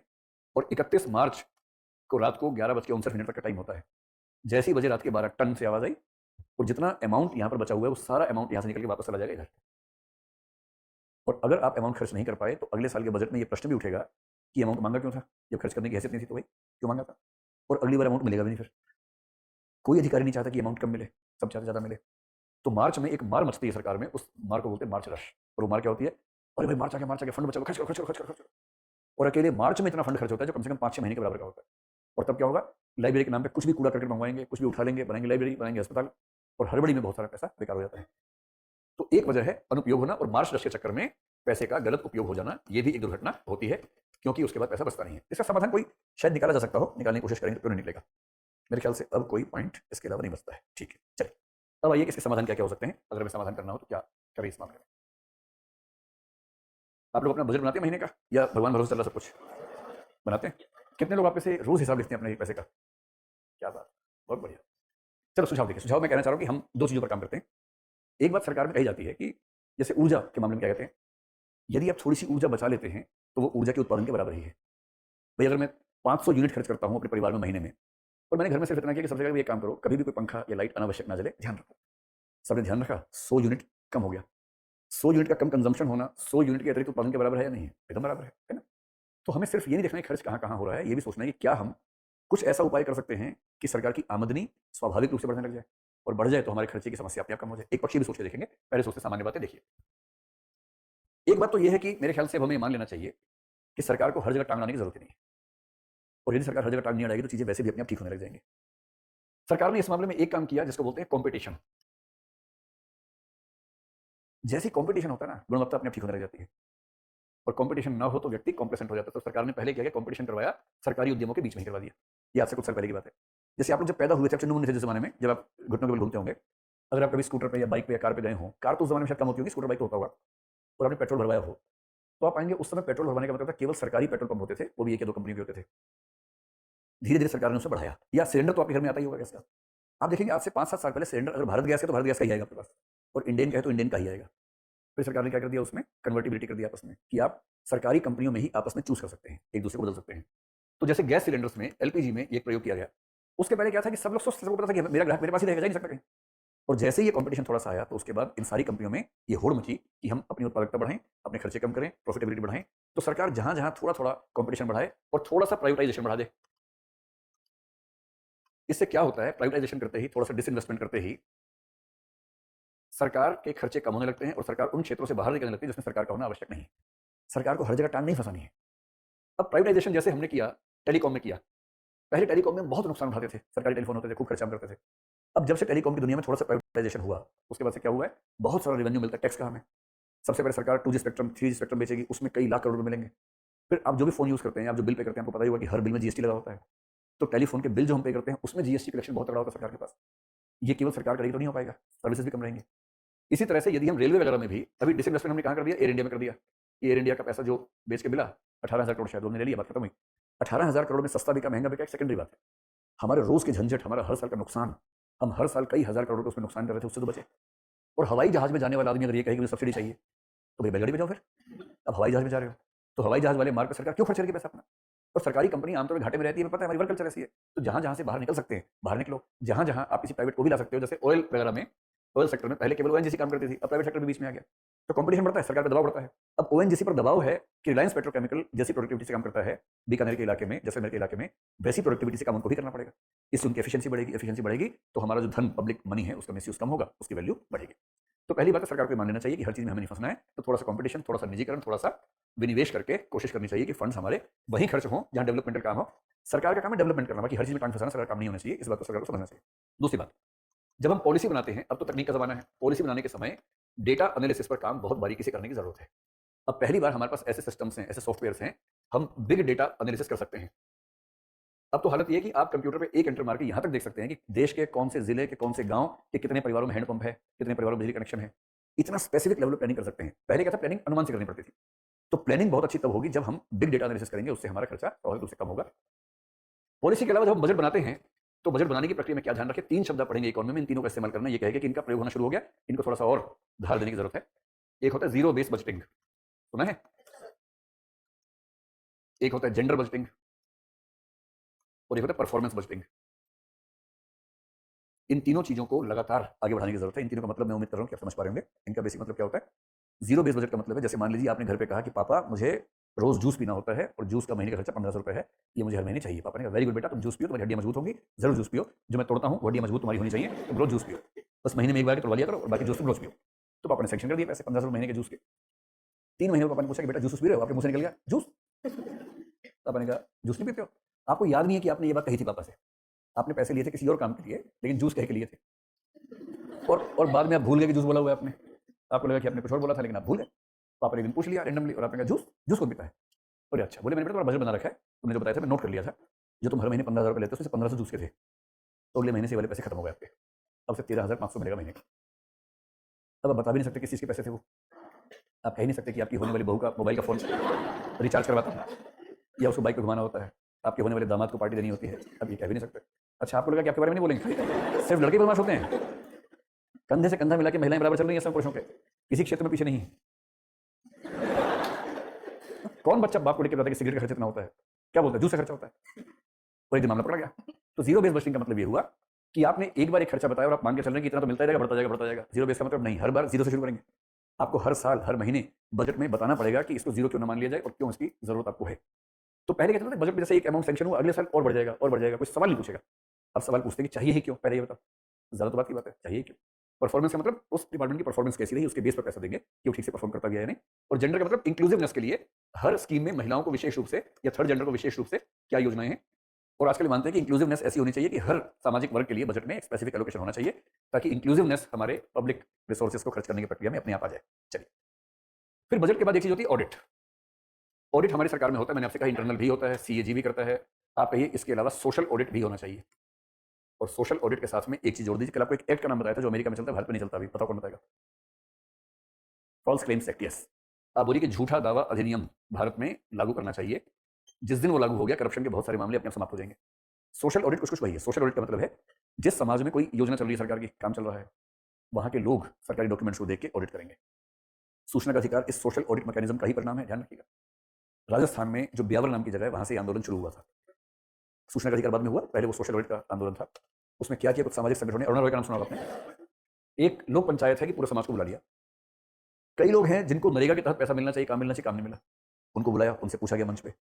सरकारी अधिकारी को बुलाया गया, वो आने को तैयार नहीं, और बाद में दबाव डाल डाल के सूचनाएं निकलवाई गई और पता लगा कि इन व्यक्तियों के नाम पे पैसा रिलीज हुआ है, इनको नहीं मिला है।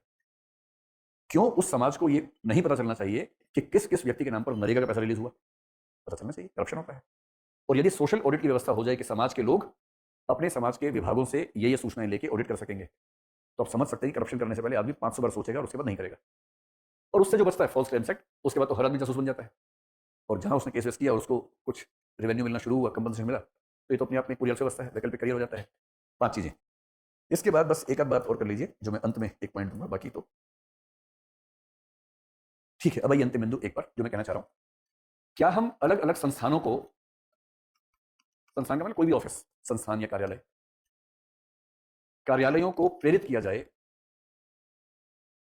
कि वे स्वयं धन अर्जित करने के तरीके निकालें, या वे स्वयं धन अर्जित करके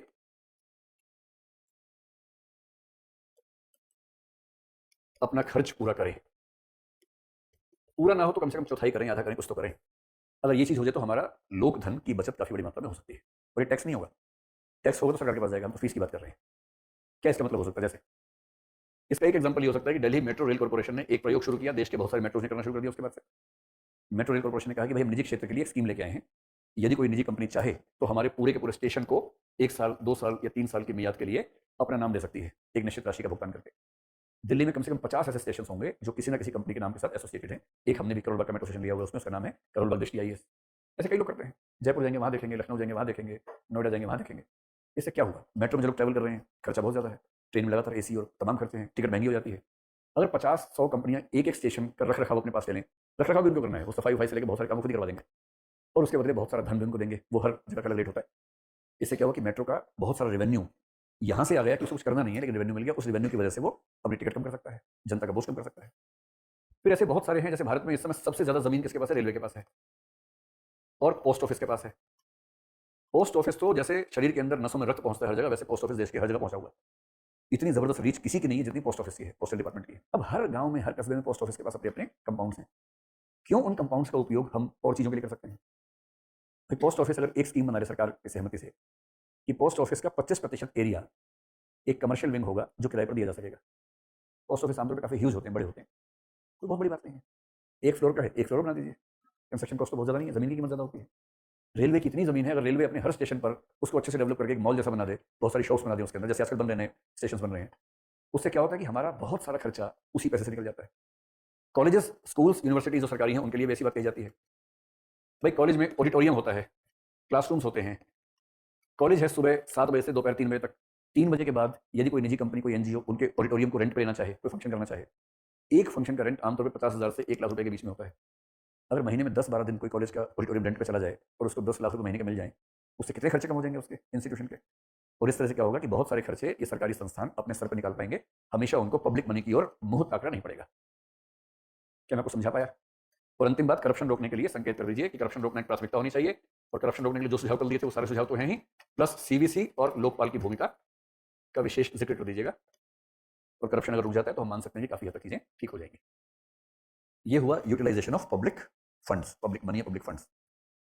अब हमें इसके बाद 2 टॉपिक्स और पढ़ने हैं अभी, फिर अंतिम आ जाएगा राइट टू इन्फॉर्मेशन।